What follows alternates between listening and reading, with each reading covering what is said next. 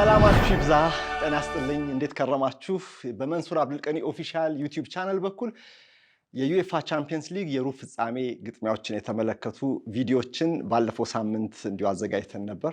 አሁን ደግሞ ወደ መልሱ ጨዋታ መተናል።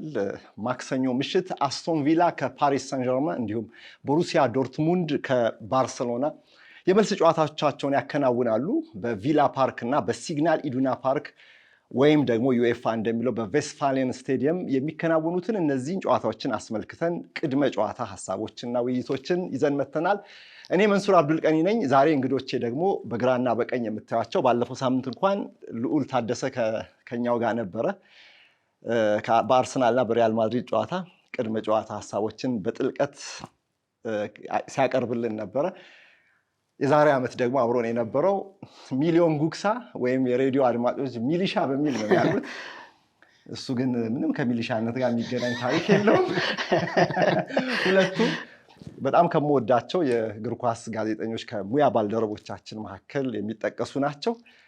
እንኳን ደህና መጣችሁ ብዬ እንግዲህ ልጀምር። እስቲ ውይይቱን እንኳን ደህና መጣችሁ። እንኳን ደህና ቆየን። በዩኤፋ ቻምፒየንስ ሊግ ስፖንሰር ሃይነከን ነው ይህ ፕሮግራም ስፖንሰር ተደርጎላችሁ የቀረበው። የቻምፒየንስ ሊግን እንዲሁም ሌሎች የዩኤፋ ትልልቅ የክለብ ውድድሮችን ሁሉ እንዲሁ አጋር በመሆን ሃይነከን ለመላው ዓለም የእግር ኳስ አፍቃሪዎች ጨዋታዎችን ያቀርባል። የእኛንም ይህንን የቻምፒየንስ ሊግ ውይይት እንዲሁ ከኛ ጋር አጋር ሆኖ ከመንሱር አብዱልቀኒ ኦፊሻል ዩቲዩብ ቻናል ጋር በትብብር አቅርቦላችኋል። በውይይቱ እንደምትደሰቱ፣ ብዙ መረጃዎችን እንደምታገኙ፣ ሐሳብም ሰፋ ያለ ምልከታ እንደሚኖራችሁ ተስፋ አደርጋለሁ። እስቲ ወደ ሚሊዮን በመጀመሪያ ልምጣና አስቶን ቪላ ፔዤ 3-1 ነበር ጨዋታው የተጠናቀቀው ፓርክ ደ ፕራንስ ላይ። ይሄኛው ጨዋታ እንኳን የቦሩሲያ ዶርትሙንድ እና የባርሴሎና ጨዋታ እዛ ያለቀ ይመስላል። ግን ምናልባት ውጤት የሚቀለበስበት ምክንያት አለ ወይ? ቦሩሲያ ዶርትሙንድ 5-0 አሸንፎ የማለፍ እድል አለው? ያው በእግር ኳስ የሚሆነው አይታወቅም የሚለውን ሀሳብ ለመጠቀም ካልሆነ በስተቀር በሻምፒየንስ ሊግ ታሪክ 4-0 ውጤት ተቀልብሶ አያውቅም። በታሪኩ 4-0 አዲስ ታሪክ ሊኖር ይችላል። ምናልባት አዲስ ታሪክ ካልሆነ የፓሪስ ሰን ጀርመኑ ለባዶ ይሄ ጎል ያልተቆጠረበት ጨዋታ 4-0 6-1 ነው መልሱ ጨዋታ የተጠናቀቀው። ግን እኔ ባርሴሎና በባህሪ ጎል አስቆጣሪ ቡድን ነው። እንግዲህ ይሄ 145 ጎል በዚህ ውድድር ዘንድሮ ያስቆጣል ያመርታሉ። ስለዚህ 145 ጎል የሚያስቆጥር ቡድን ጎል ሳያስቆጥር ይወጣልና 5 ጎል ተቆጥሮበት ይወጣል የሚል እምነት የለኝም። እንግዲህ የሁለቱም ተሸናፊዎች ወደ ሜዳቸው ነው የመልሱን ጨዋታ ይዘው የሚገቡት። ግን ያው ሲግናል ኢዱና ፓርክ በጣም ደማቅ ነው ድባቡ፣ ለተቃራኒ ፈታኝ ነው ሜዳው። ግን የባርሴሎና የማጥቃት ውህደት እነዚህ ሶስት ተጫዋቾች ጥምረት 88 ጎል አካባቢ ሶስቱ በጋራ አስቆጥረዋል እና ማስቆጥሩበት 90 ደቂቃ ያለ አይመስለኝም በቀሪዎቹ ጨዋታዎች። ስለዚህ ቀድሞ አስቆጥረው የበለጠ ለቦሩሲያ ዶርትሙንድ ፈተናውን ኢምፖሲብሉን የበለጠ ያከብሩበታል ብዬ ነው የማስበው። እንግዲህ የዚህ የአስቶን ቪላው ጨዋታ ግን 3-1 ነው። ጠባብ ይመስላል ልዩነቱ። ግን እኔ እሱም ውጤት ለአስቶን ቪላ ቀላል ነው ከሚሉት ወገን አይደለም። ምክንያቱም በጣም የተሰራ ቡድን ነው የሚገጥሙት። በደንብ ኮች የተደረገ የሚያደርገውን የሚያውቅ በሳይኮሎጂ በተለይ በአይምሮ እጅግ የጠነከረ ፓሪስ ሰን ጀርመን ነው ዘንድሮ እየተመለከተን ያለ ነው።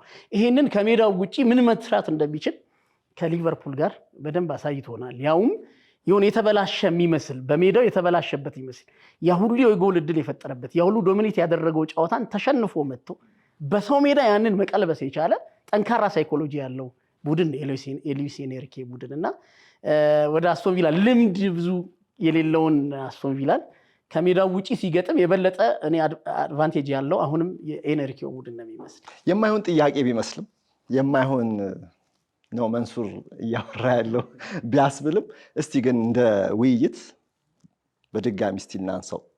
ዶርትሙንድ ባርሴሎናን ጉድ መስራት ይችላሉ? አይችልም። በቃ በአራት ነጥብ እንደምድመው አንመለስ።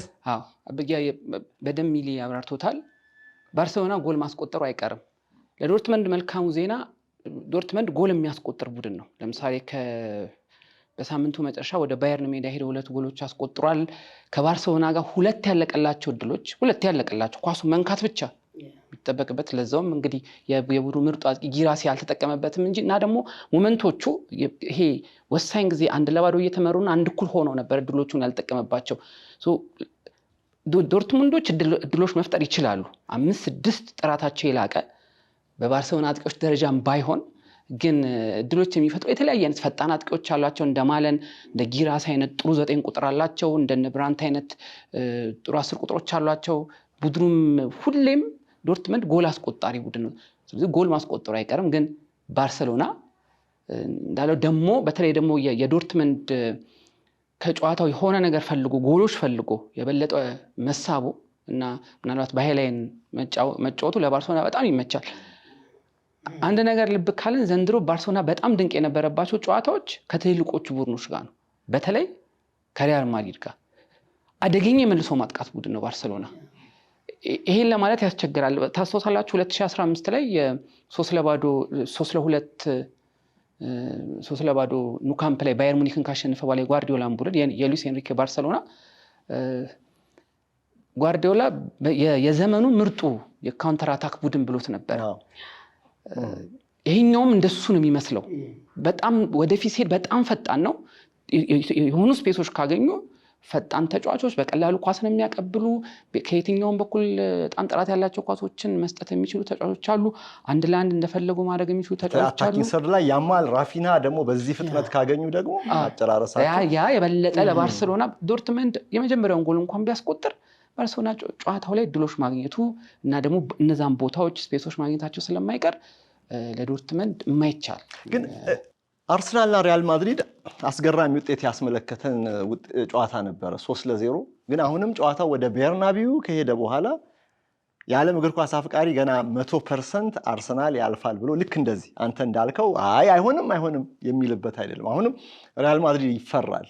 ቻምፒየንስ ሊግ ስለሆነ ሪያል ማድሪድ በሜዳውም ስለሚጫወት ሊቀለብሱት ይችላሉ የሚል ግን የነዚህ ግን የባርሴሎና እና የቦሩሲያ ዶርትሙንድ 4 ነው። እርግጥ ከዛም ይሰፋል ማርጅኑ፣ ግን አብቅቶለታል እያስባለ ነው። 4-0 ባርሴሎና እንደው ማንሳት ስላለብን አነሳሁት እንጂ የኔም ልቦና እንደናንተ ነው የሚለው የሚሆን አይደለም። መልሱን ጨዋታ እንዳንጠብቀው በጉጉት ያደረገን ውጤት ይመስላል። የበለጠ አሁን የቦሩሲያ ዶርትሙንድ ጨዋታ ፕላን የበለጠ ኦፌንሲቭ ለመሆን ይገድዳል። ምክንያቱም 4 ጎል ይዞ ነው የሚጀምረው ተቆጥሮበታል። ነቅሎ ይወጣል እንጂ የበለጠ ለባርሴሎና የበለጠ ምቹ የሚያጣው ነገር የለም እና ስፔስ የማግኘት እድላቸው ይሰፋል። የነ ላሚን ያማል ደግሞ እዚህ የአንድ ለአንድ ግንኙነት ላይ ቤኒሰባይኔ ምን ያክል ሲፈተን እንደነበር በአንድም የአንድ ለአንድ ግንኙነት ሲያሸንፈው ላሚን ያማልን አልተመለከትንም። እና ደግሞ የበለጠ እንግዲህ ጨዋታው በራሱ ያ ጨዋታ የነበረው የጨዋታ ፕላን የተጫዋቾች ምርጫቸው ራሱ ሲያስተቻቸው ነበር። የበለጠ ለባርሴሎና ማጥቃት የተጋለጠ ነው እና አዴሚን መጠቀማቸው እና አዴሚን የበለጠ በመስመር ማጥቃት የሚመቻቸው በመከላከል ላይ ደካማ የሆኑ ኮምፓክት አልነበረም። በመስመር አጥቂውና በመስመር ተከላካዩ መካከል ያለው ክፍተት በጣም ሰፊ ነበር። ይሄ ለባርሴሎና እንደዚህ አሁን ለዚህኛው ባርሴሎና የበለጠ ቨርቲካል ስለሆነ ቡድኑ ምቹ እድል የሚሰጥ ነው ለባርሴሎና። ብዙ መሮጫ ቦታዎች ነበሯቸው እነ ራፊኒያ እና አሁን ከዛም በላይ ይገደዳሉ። ከዛም በላይ ሪስክ መውሰድ ይገደዳሉ። የሚመጣው ነገር መጥቷል አንዴ። ስለዚህ ከተቻለ ኃላፊነት ወስደው በጣም ማጥቃት ላይ ትኩረት አድርገው ስቴዲየም ውስጥ ያለውን ድባብ እርሊ ጎል በማስቆጠር ስቴዲየም ውስጥ ያለውን ድባብ መቀየር አይነት ቅድ ይዘው ሊገቡ የሚገደዱበት አይነት ሁኔታ ገጥመዋቸዋል። በዚህ ውስጥ ደግሞ እንግዲህ ባርሴሎና ያገኘውን እድል በመጠቀም ፈጣን ሽግግሮችን በማድረግ የተለየውን ባርሴሎና በሁሉም አይነት መንገድ ጎል የሚያስቆጥረውን ባርሴሎና በሁሉም አታኪንግ ባህሪያት ከሴት ፒስ ጎል ያስቆጥራል። ከማዕዘን ምቶች ጎል የሚያስቆጥረውን ባርሴሎና ነው እየተመለከተን ያለ ነው። ይሄ ባርሴሎና ብዙ የተለመደ አይደለም። በፖሴሽን በኳስ ቁጥጥር በትዕግስት ጎል ያስቆጥራል። ይሄንን በራሱ በዶርትሙንድ ጨዋታ የተመለከተን ይመስል የመጀመሪያውን 15 ደቂቃ የባርሴሎና የኳስ ቁጥጥር እጅግ ከፍተኛ ነበር ጎሉን እስኪያገኙት ድረስ። ጎሉን ካገኙት በኋላ ደግሞ የተለቀቁ ስፔሶችን ለመጠቀም በጣም ቨርቲካል የሆነ ፈጣን የሆኑ ሽግግሮችን ከባርሴሎና ማጥቃት ስንመለከት ነበርና ሁሉንም አይነት የማጥቃት ስልቶች በጥራት የሚተገብር ባርሴሎና ነው የሃንሲ ፍሊክ ቡድንና በየትኛው በኩል ተዘጋጅተው ይህንን መዓት ሊያበርዱት ይችላሉ? እኔ በጣም የጀርመን ኤፊሽንሲን እና የስፔንን ቴክኒክ አቀናጅቶ መልሶ ቴክኒክ ማጥቃትንም ፖሴሽንንም በቢልድ አፕ መጫወትንም ሁሉንም ያጠቃለለ ቡድን ነው። እንዴት ማሸነፍ ይቻላል? አማካይ ክፍል ላይ ደግሞ ይሄ እንዳለው ያንን ትልቅ ስቴዲየም ያንን በጣም በአውሮፓ የታወቀውን በጣም ስሜታዊ ደጋፊ ሜዳ ላይ ያለውን ነገር ሊቀይሩ ይችላል እንችላለን። ግን የባርሴሎና አማካዮች እንደዚህ አይነት ፕሬሸር ግድ የማይሰጣቸው ናቸው። ማለት ቤርናባው ሄደው 4-0 ያሸነፉ ናቸው። ፍራንኪ ዲዮንግ ስትጮህበት ብትውል ኳስ ለመንጠቅ በጣም አስቸጋሪ ነው። ፔድሪ ነው። ፔድሪ በ4-5 ተጫዋች ተከቦ በቀላሉ ከነዛ ነገሮች ውስጥ መውጣት ይችላል።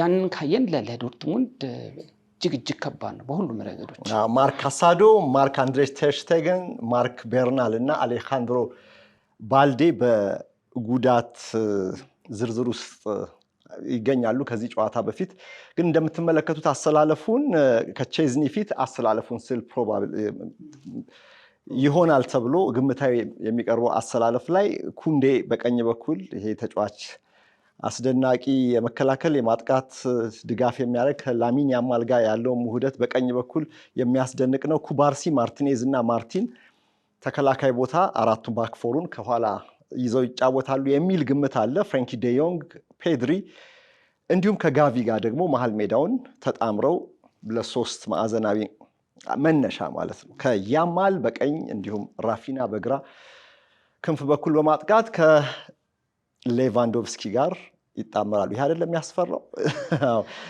ይሄ ቡድን በአጠቃላይ አሁን የጠቀስኩት ግምታዊ አሰላለፍ 29 ጎሎችን አስቆጥሯል። 18 አሲስት አለው። አማካይ እድሜው 25.8 ነው። እንግዲህ የሌቫንዶቭስኪ እድሜ አቬሬጁን ወደ ላይ በጣም ያሳደገው ይመስላል። በቁመትም ካየህ 1 ሜትር ከ81.5 አማካይ የተጫዋቾቹ ቁመት። የሃንሲ ፍሊክ ባርሰሎናን እንዴት ነው ማሸነፍ የሚቻለው? እንግዲህ እስካሁን በተለያዩ የጨዋታ እቅዶች ባርሴሎናን የገጠሙ ትልልቅ ቡድኖችም መካከለኛ ቡድኖችም ዝቅተኛ ግምት የሚሰጣቸውን ቡድኖችን ተመልክተናል። ሌጋኔሽ በጣም የፈተነ ይመስለኛል።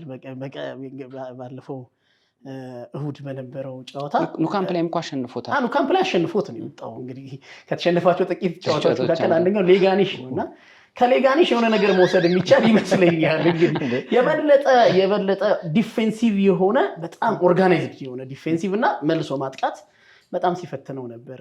እንግዲህ እኔ በየትኛው የጨዋታ መንገድ ማሸነፍ ይቻላል? ትልልቆቹ ቡድኖች ማጥቃት ላይ ሚዛናቸውን የበለጠ ማጥቃት ላይ አድርገው ሞክረውታል። ከኋላ የሚተዉት ክፍተት ቅድም ባነሳነው አይነት ቨርቲካል ፓሶች ድራሻቸውን ሲያጠፋቸው ተመልክተናል። ደግሞ ወደ ኋላ ፈግፍገው በጥብቅ መከላከልም የሞከሩት ቡድኖች አሉ። እሱ ደግሞ ቅድም ስናነሳ ስፔናዊውን ኤሌመንት ሲጠቀሙ ደግሞ ተመልክተናል። በጣም ኳስ ተቆጣጥረው በቁጥር በስተው ሳጥን ውስጥ የበለጠ የመስመር ተከላካዮቹ ቅድም ስታነሳ የነበረው ኩንዴ ለላሚን ያማል የማጥቃት ነፃነት ኩንዴ ከጀርባው መሆኑ በጣም ትልቅ ደጀን ከጀርባው። ሌላኛው ደግሞ በመከላከል ብቻ አይደለም፣ ምናልባት የዚህ ፋይናል ተቾቹ ላይ የመጨረሻ ፕሮዳክቱ ላይ ጥያቄ ካላነሳን እሱም አለው ጥራት ያላቸው ነገሮች ሲያደርግ የተመለከትንባቸው ጨዋታዎች አሉ። ኩንዴ ግን እንደው ጥራቱን እንኳን አጉልተን ባናነሳ እሱ የውጭውን ኮሊደር በሚሮጥበት ወቅት ላሚን ያማልን የበለጠ ወደ አደገኛው ሜዳ እንዲገባ ከፍተኛ ፖዚሽናል አስተዋጽኦ እያደረገ እንደሆነ እየተመለከትን፣ ይሄ ደግሞ በተመሳሳይ ከቀኙ ወደ ግራውም ስትገለብጠው በራፊኒያና ኦቨርላፕ እና አንደርላፕ ሲያደርግ ማለት ነው። ይህንን ሲያደርጉ ስለዚህ የበለጠ በቁጥር በስተው ሳጥን ውስጥ እንዲገቡ ራፊኒያ ሳጥን ውስጥ እንዲገባ ባልዴ ይህን አስተዋጽኦ ያደርጋል። ሌዋንዶቭስኪ ሳጥን ውስጥ የበለጠ አደገኝነቱን እየተመለከትን ያለ ነው። ከዚህ በእድሜ በኩል ከሚለዩት ተጫዋቾች ጋር በአካልም በአይምሮም እኩል ፍጥነታቸውን ተዋህዶ 40 ጎሎችን ሲያስቆጥር በዚህ ውድድር ዘመን ተመልክተናልና ይሄ ውህደት እኔ በየትኛው የመከላከል መንገድ ባርሴሎናን ማሸነፍ እንደሚቻል የሆነ የሚመዙት ከጀርመን ይመዙባል የሆነ ሲቸገሩ ከዛ ብዙ ካርድ አላቸው እና የበለጠ ቡድኑ ወጣትነቱም ብዙ እየጠቀመው ያለ ይመስላል። እኔ ምናልባት የባርሴሎና ስጋት በቀሪዎቹ ጨዋታዎች ባርሴሎና እንግዲህ በርካታ ለዋንጫ ፉክክር ከሚያደርግ 4 ዋንጫዎችን ማሳካት የሚችል አንዱ ነው ኦሬዲ ስላሳካ 4 ዋንጫዎችን ማሳካት የሚችልበት እድል ላይ ነው ያለው።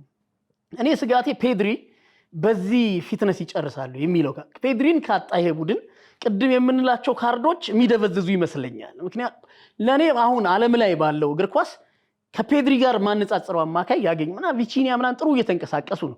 ግን ፔድሪ ፕሮፌሰር ሆኖብኝ ማልሜዳውን እንደፈለገ የሚቆጣጠር ከኳስ ጋርም ያለ ኳስም የሚያደርገው እንቅስቃሴ የበለጠ ባርሴሎናና አደገኛ አድርጎታልና እሱን ማጣት ካልገጠማቸው በስተቀር ከሌጋኔስ ጋር በነበረው ጨዋታ ላይ 90 ደቂቃ ተጫውቶ ብዙ ለፍቷል። ከተጋጣሚው አንጻር 66% ኳስ መያዛቸው ብቻ ሳይሆን ሌጋኔስ እንዳልከው ፈታኝ ቡድን ሆኖባቸዋል። በ4-5-1 ግጥጥ ብሎ ምናምን እንደዚህ የሚጫወትና ይሄ ለዚህኛው ጨዋታ የሚንከባለል ድካም ሊያመጣበት አሁን እንደምናየው አንዳንድ ቡድኖች እኮ ቻምፒየንስ ሊግን ቅድሚያ ሰጥተው በሊጉ ላይ ተጫዋቾች ሲያሳርፉን ያለናል። የእንግሊዝ ክለቦች ለምሳሌ ወይም ዩሮፓ ሊግ ማንቸስተር ዩናይትድ እንዳደረገው እዚህ ጋር እንደዛ የለም እና ልክ ነው። ፔድሪ በዚህ ወቅት አሁን በምርጥ ብቃት ላይ ነው የሚገኘው። ግን ይሄ ተንከባለለ ድካም ሊጎትተው አይችልም በዚህ ጨዋታ ላይ። ይሄ ጨዋታ ያን ያክል አሁንም ማምን ያን ያክል በጣም ይፈትናቸዋል ብዬ አላስብም። ወይም ፔድሪ በመጨረሻ ብቃቱ እና በመጨረሻ ፊትነሱ ሻርፕነሱ የግድ መገኘት ያለበት ጨዋታ ነው ብዬ አላስብም። ምናልባት የመጀመሪያው አጋማሽ ጨዋታው ሊጠናቀቅ ይችል ይሆናል። ለምሳሌ አቻ እንኳን አይደለም ባርሴሎና መርቶ አቻ እንኳን የመጀመሪያውን አጋማሽ ከጨረሱ ከዛ በኋላ እንደ ፔድሪ አይነት ተጫዋቾችን እንደ ያማል አይነት ተጫዋቾችን ብታስወጣ ራሱ ከዛ በኋላ ዶርትመንድ በ4 ጎል ልዩነት በሁለተኛው አጋማሽ ያሸንፋል ብዬ አላስብም። አሁን ስለ ውጤቱ ማውራት አቁመናል። ይገባኛል። ግን ስለ ባርሴሎና የጨዋታ አቀራረብ ነው ምን ነው አሁን ምን መሰል ወዴት ልወስዳችሁ መሰል ኦኬ ሩብ ፍጻሜ አብቅቷል እያልን ነው ኦልሞስት እያልን ነው አይደለ? ስለ ግማሽ ፍጻሜው ልጠይቃችሁ ነው ወደዛ። ስለዚህ የውድድር ዘመን የመጨረሻዎቹ ሳምንታት ላይ ፔድሪን በዚህ ሻርፕን በዚህ ስልነት እናገኘዋለን ነው ጥያቄ። እንደዚህ በየጨዋታው እንደዚህ የሚጫወት ከሆነ ቀጣይ ጨዋታ ላይ አሁን ከጨዋታ ያለው አሁን በዚህ ሰዓት የሲዝን ራኒንግ ላይ ነው ያለነው አይደለ? ብዙ ተጫዋቾች ብዙ ያገለገሉት አሁን አቅማቸው የተሟጠጠ የሚገኝበት ሰዓት ነው እና ቻምፒየንስ ሊግ ሌላ ስነ ልቦና ይጠይቃል።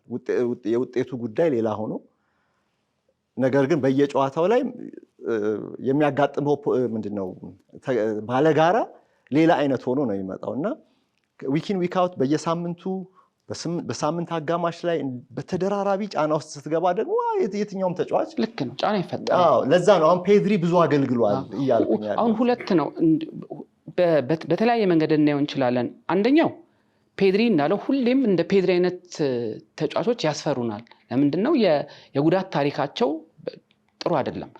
በተለይ ለኔ የ2020 ላይ ራሱም የሰራው ጥፋት ከዛ በኋላ በደም እንዳያገለግል አድርጎታል። የኩመን አመጣው ሙሉ የውድድር ዘመን አሰለፈው፣ አውሮፓ ዋንጫ ሄደ፣ 2 ወይ 3 የ120 ደቂቃ ጨዋታዎች አደረገ ከነ ጣሊያን ከነ ስዊዘርላንድ ጋር። ከዛ ኦሊምፒክ ሄደ። ከዛ በኋላ ያንን ፔድሪ መልሰ ማግኘት አልቻለም። በየውድድር ዘመኑ ረጅም ጊዜ ከሜዳ የሚርቅ በቃ ፍጹም መልሶ ራሱን ማግኘት ያቃተው ፔድሪ ነበር የነበረው። በዚህ ውድድር ዘመን ግን አግኝቶታል። ምናልባት አንደኛው ከሌሎቹ ከእድሜ ኩዮቹ አንጻር በቅርብ ዓመታት ባለፉት 4 ዓመታት የእድሜ ኩዮቹን ያክል አልተጫወተም ልንል እንችላለን በአንድ በኩል። ምክንያቱም ብዙ ጨዋታዎች አልፈውታል። ስለዚህ በዛ ጊዜ ውስጥ በደንብ አካል ብቃቱን እያገኘ ስለሆነ ያን ያክል አያሳስብም ብለን ተስፋ ልናደርግ እንችላለን የሚቀጥሉትን ሳምንታት የውድድር ዘመኑን ለመጨረስ። ግን ደግሞ ያው ፔድሪ ነው እንዳልኩ ለቡድኑ ያለው ወሳኝነት ማንም የሱን ያክል አይደለምና እና ከዚህ በፊት ያለው ታሪክ ስላለ ደግሞ እሷ ትንሽ ጥርጣሬ ታደርግብናለች። ግን የትልልቆቹ ክለቦች የሕክምና ክፍል የአካል ብቃት ክፍሎች ከምናስባቸው በጣም የላቁ ናቸው ብዬ ነው የማስበው። እያንዳንዱን ነገር ለእያንዳንዱ በተለይ ሪከቨሪ ላይ መለኪያዎቻቸውን በምን አይነት ደረጃ ይሄ ተጫዋች የሚገኘውና በእርግጠኝነት ይሄ አስልተው ይመስለኛል ፔድሪ በእንደዚህ አይነት መንገድ እየተጠቀሙበት ያሉት አሁን ያለው የአካል ብቃት የውድድር ዘመኑን ያስጨርሰዋል ብለው አምነው ይመስለኛል። ይሄን ሁሉ ግን ብንል ፔድሪ ግን ከተጫወተው ጨዋታ ብዛት አንጻር ጎል አያንሰውም። በቻምፒየንስ ሊግ 1 ጎል የለውም ዘንድሮ። 899 ደቂቃዎች ተጫውቷል። ከአጠቃላይ ከ990 ከ11 ጨዋታና 2 አሲስት አለው። ከዛ ውጪ ጎል የለውም። በላሊጋ 2 ጎል አለው። ወደ 2364 ደቂቃ ተጫውቷል። በአጠቃላይ 3556 ደቂቃ ነው አሁን እስካሁን እስካለንበት አፕሪል ወር ድረስ የተጫወተው። ብዙ አገልግሏል። ግን ከጎል አንጻር ግን አሁን ቻምፒየንስ ሊግ ስለሆነ እይታችን ምን ያክል አሰልጣኙ ይሄን ኃላፊነት ሰጥተውታል የሚለውን ነገር ማየት ያለብን የሚናው ጥልቀት ምናልባት የበለጠ ኦርጋናይዘር ቡድኑ የበለጠ ጨዋታን ዶሚኔት እንዲያደርግ ጨዋታን እንዲቆጣጠር የማድረግ ኃላፊነትን ወስዶ የሚጫወት ሰው ይመስላል። ምክንያቱም ወደፊት ቡድኑ እየተቸገረ አይደለም። አሰልጣኙ ዲዛይን ያደረጉት የማጥቃት ሂደት በሶስቱ ተጫዋቾችና በሁለቱ የመስመር ተከላካዮች የበለጠ እየታገዘ አስፈሪነቱ ቀጥሏልና ብዙ ኳሶቹ የኳስ ንክኪዎቹ የፔድሪ የኳስ ንክኪዎች በራሱ ሜዳ ላይ የሚደረጉ ናቸው። ብዙዎቹ ጣጣውን የጨረሰ ልክ ወደ ሰው ሜዳ ሲገባ ቡድኑ በማጥቃቱ እንዳይቸገር የሚያደርጉ አይነት ስራዎችን አጠናቆ ዋናውን ስራ ሰርቶ ወደ አታኪንግ ሰርድ ቡድኑ ሲገባ ጥራቱን ጠብቆ እንዲገባ የሚያደርግ ስራ እየሰራ ያለ ይመስለኛል። ብዙ የ8 ቁጥር ባህሪያት እያየንበት ነው ለማለት ብዙ አያስደፍረኝም። እኔ ፔድሪ ላይ አጠቃላይ ፔድሪ ላይ ዳኒ ኦልሞ ሲኖር የበለጠ እሱ ወደ አድቫንስድ ጠጋ ብሎ እንዲጫወት ኃላፊነት ስለሚሰጡትና በባህሪያቸውም ጎል የማስቆጠርም የጎል ዕድል የመፍጠርም ኳሊቲ ያለው ኦልሞ ላይ ስለሆነ ብዙ እሱን ገፋ አድርገ የመጫወት ፍላጎት እሳቸው ላይ ትመለከታለህ አንሲ ፍሊክ ላይ እንጂ የፔድሪ ኃላፊነት ሆኖ የተቸገረው ጉዳይ አይመስለኝም። በቅርብ ጨዋታዎች እርግጥ ብዙ ጊዜ ሳጥን ውስጥ ተገኝቷል። ብዙ ሙከራዎች አድርጓል። በቅርብ ጨዋታዎች ምናልባት የሌጋኔሽም ጨዋታ አንድ ቻንስ ፈጥሮ ነበር፣ አደገኛ የጎል ዕድል ፈጥሮ ሳይጠቀምበት ቀርቷልና የተወሰነ ቡድኑ በሚቸገርባቸው ጎል ማስቆጠር በተቸገረባቸው ጨዋታዎች ወደፊት የበለጠ ጠጋ ብሎ ሲጫወት እንመለከታለን እንጂ ብዙ ስራውን የ6 ቁጥር ባህሪ በሚመስል መልኩ ዲፕ ወደ ኋላ ተመልሶ ሲጫወት ነው እየተመለከትን ያለው። ከዲዮንግ አጠገብ ከዲዮንግ ከተጣመሩ ቅድም ባቀረብኩት ግምታ ያስተላለፍ ካይሴዶም ሲኖር ካይሴዶ አጠገብ ነው ብዙ ሲጫወት የምንመለከት። ጋቪ ፔድሪ ወጣት ተጫዋቾች የበዙበት ቡድን ነው። አሁን ስለ ፔድሪ አወራን እንጂ የጋቪ ጉዳይም ጥያቄ የሚነሳበት ነው። ሰሞኑን እንዲያውም አጫዋቱ ላይ ትንሽ ትችቶች በዝተዋል። በጣም ብዙ ጥፋት የሚሰራ ተጫዋች ነው። አስብ ከላማሲያ ወጣ ደቀቅ ያለ ሰውነት ያለው በቴክኒክም ደግሞ ጥሩ አቅም ጥሩ ደረጃ ላይ ያለ ቴክኒክ ተሰጥኦ ያለው ልጅ ግን የዛን ያህል ደግሞ ጥፋት በመስራት ይታማል። እሱ እንዴት የኔን አጫወት ጭንቅላቱ እኮ ታክሉ ላይ ይወርዳል። ይገርመኛል። እና ግን አትተቹኝ እያለ ነው። ይሄንን የሚሉ የሚያውቁ አይደሉም፣ ምን እንደሚናገሩ የሚያውቁም አይደሉም ማለት እውነት ነው። ትክክል ነው። እሱ ማለት የማያውቁ ናቸው እንደዚህ አንተንም ይጨምራል ማለት ነው። ጭንቅላቱን ቴስት ታክል ይገባል ካልክ አሁን እንደዚህ የሚተቹትን ነው እሱ አልቀበልም። ልክ ነው። ባርሰሎና በዚህ በመከላከሉ ረገድ በተለይ አማካይ ክፍል ላይ ያ ጥርስ የለውም። ይሄ ብዙ ቡድኖች ያሏቸው አለ አይደለ? አሁን ለምሳሌ ሪያል ያ በጣም እናደንቀው ሪያል ማድሪድ ጋር ካሴሚሮ ያደርግ የነበረውን አሁን ቹዋሜኒ የሚያደርጉትን በየቡድኑ ብንሄድ አሉ። ይሄ ከተከላካዮች ፊት ሆነው ብዙን ከባባ ይሄ ቃሉን ለመግለጽ ይከብዳል፣ ግን አስቸጋሪውን ስራ የሚሰራ ኳስ ለመቀማት የሚለፋ የሚታገል ያያውን ስራ የሚባለው ነው። እንደሱ የሚሰራ ተጫዋች ብዙ ጊዜ ባርሴሎና የለውም። አሁን የዲዮንግ ጉዳይ ሁሌም እንዳከራከረ ነው። ከአያክስ ከወጣበት ጊዜ ጀምሮ በተለይ ሆላንድ ውስጥ ብዙ ክርክር አለ። ምንድነው ዲዮንግ? እስካሁን ዲዮንግ አይታወቅም። ያው ግዴታ ተጫዋቾች መወሰን የለባቸውም፣ ግን እስካሁን ዲዮንግ አይታወቅም። አሁን የተሻለው እንደውም እንደተባለው ፔድሪ ለሱ አስጠግቶ የበለጠ በምቾት እንዲጫወት ብቻውን ካገኘ አሁን እንደፈለክ አድርገህ ነው የምታልፈው። የፒቮት ሰው ነው ለሁለት የጋቪ ተፋላሚነት፣ የጋቪ ስሜት፣ የጋቪ ለእያንዳንዱ ኳስ መጋደል ይሄ ባርሴሎና በጣም ይፈልገዋል። እና ደግሞ ባህሪው ነው። በ17 ዓመቱ ኩመን ሲያሳድገው ወደ ዋናው ቡድን ማንም አያውቀውም ነበር። እንዲሁም ለማሲያ ውስጥ ይሄ ታይተው ይሄ ተጫዋች በጣም ጥሩ ነው የሚባል አይነት ተጫዋች አልነበርም። በጣም የሚያስገርመው በዛው ዓመት ነው ብሔራዊ ቡድን ሄዶ አውሮፓ ዋንጫ እስከ ግማሽ ፍጻሜ ድረስ እንዲሁም ፍጻሜ መድረስ ነበረባቸው። ያንን ጣሊያን ማሸነፍ ነበረባቸውና ከምናውቃቸው ብዙዎች ስፔኒያን ተጫዋቾች የተለየ ነው። እንደ ሮድሪ አይነት አይደለም። ይሄ በጣም ሁሉን ነገር ያሟላ 6 ቁጥር ቆመና ግን በሰውነቱ በጣም ደቃቅ ነው። ግን እያንዳንዱ ሜዳ ክፍል ላይ የሚፋለም ለእያንዳንዱ ኳስ ያለውን ነገር የሚሰጥ አይነት ተጫዋች ነው። ለእኔ ለባርሴሎና እጅግ አስፈላጊ ነው። ከኤሲኤሉ ጉዳቱ በኋላ እንደ ድሮ አይደለም። በእርግጥ እየታገለ ነው ወደ ድሮ ብቃቱ ለመመለስ። ጋቪ ያለውና የሌለው ግን ባርሴሎና ይታወቃል። በቃ ጋቪን የሚፈልጉ ጨዋታዎች አሉ። ካስታውሳችሁ የመጀመሪያ ቤሊንግሃም ኑካምፕ ጨዋታ ላይ ቤሊንግሃምን ማርክ የማድረግ ኃላፊነት ነበር የተሰጠው እና በጣም ጥሩ ነበረ ለ65 ደቂቃ።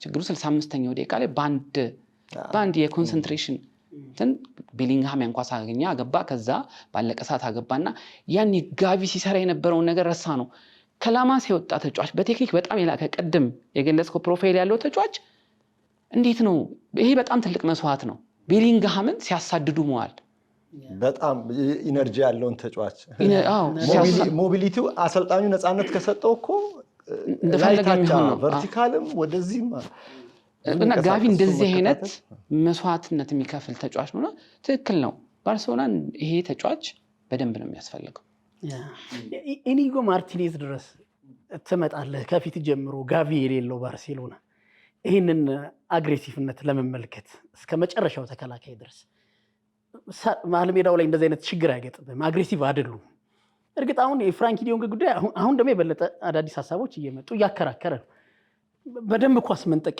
አሻሽሏል የሚል ነገር እየመጣ ነው እንግዲህ ኳስ መንጠቅን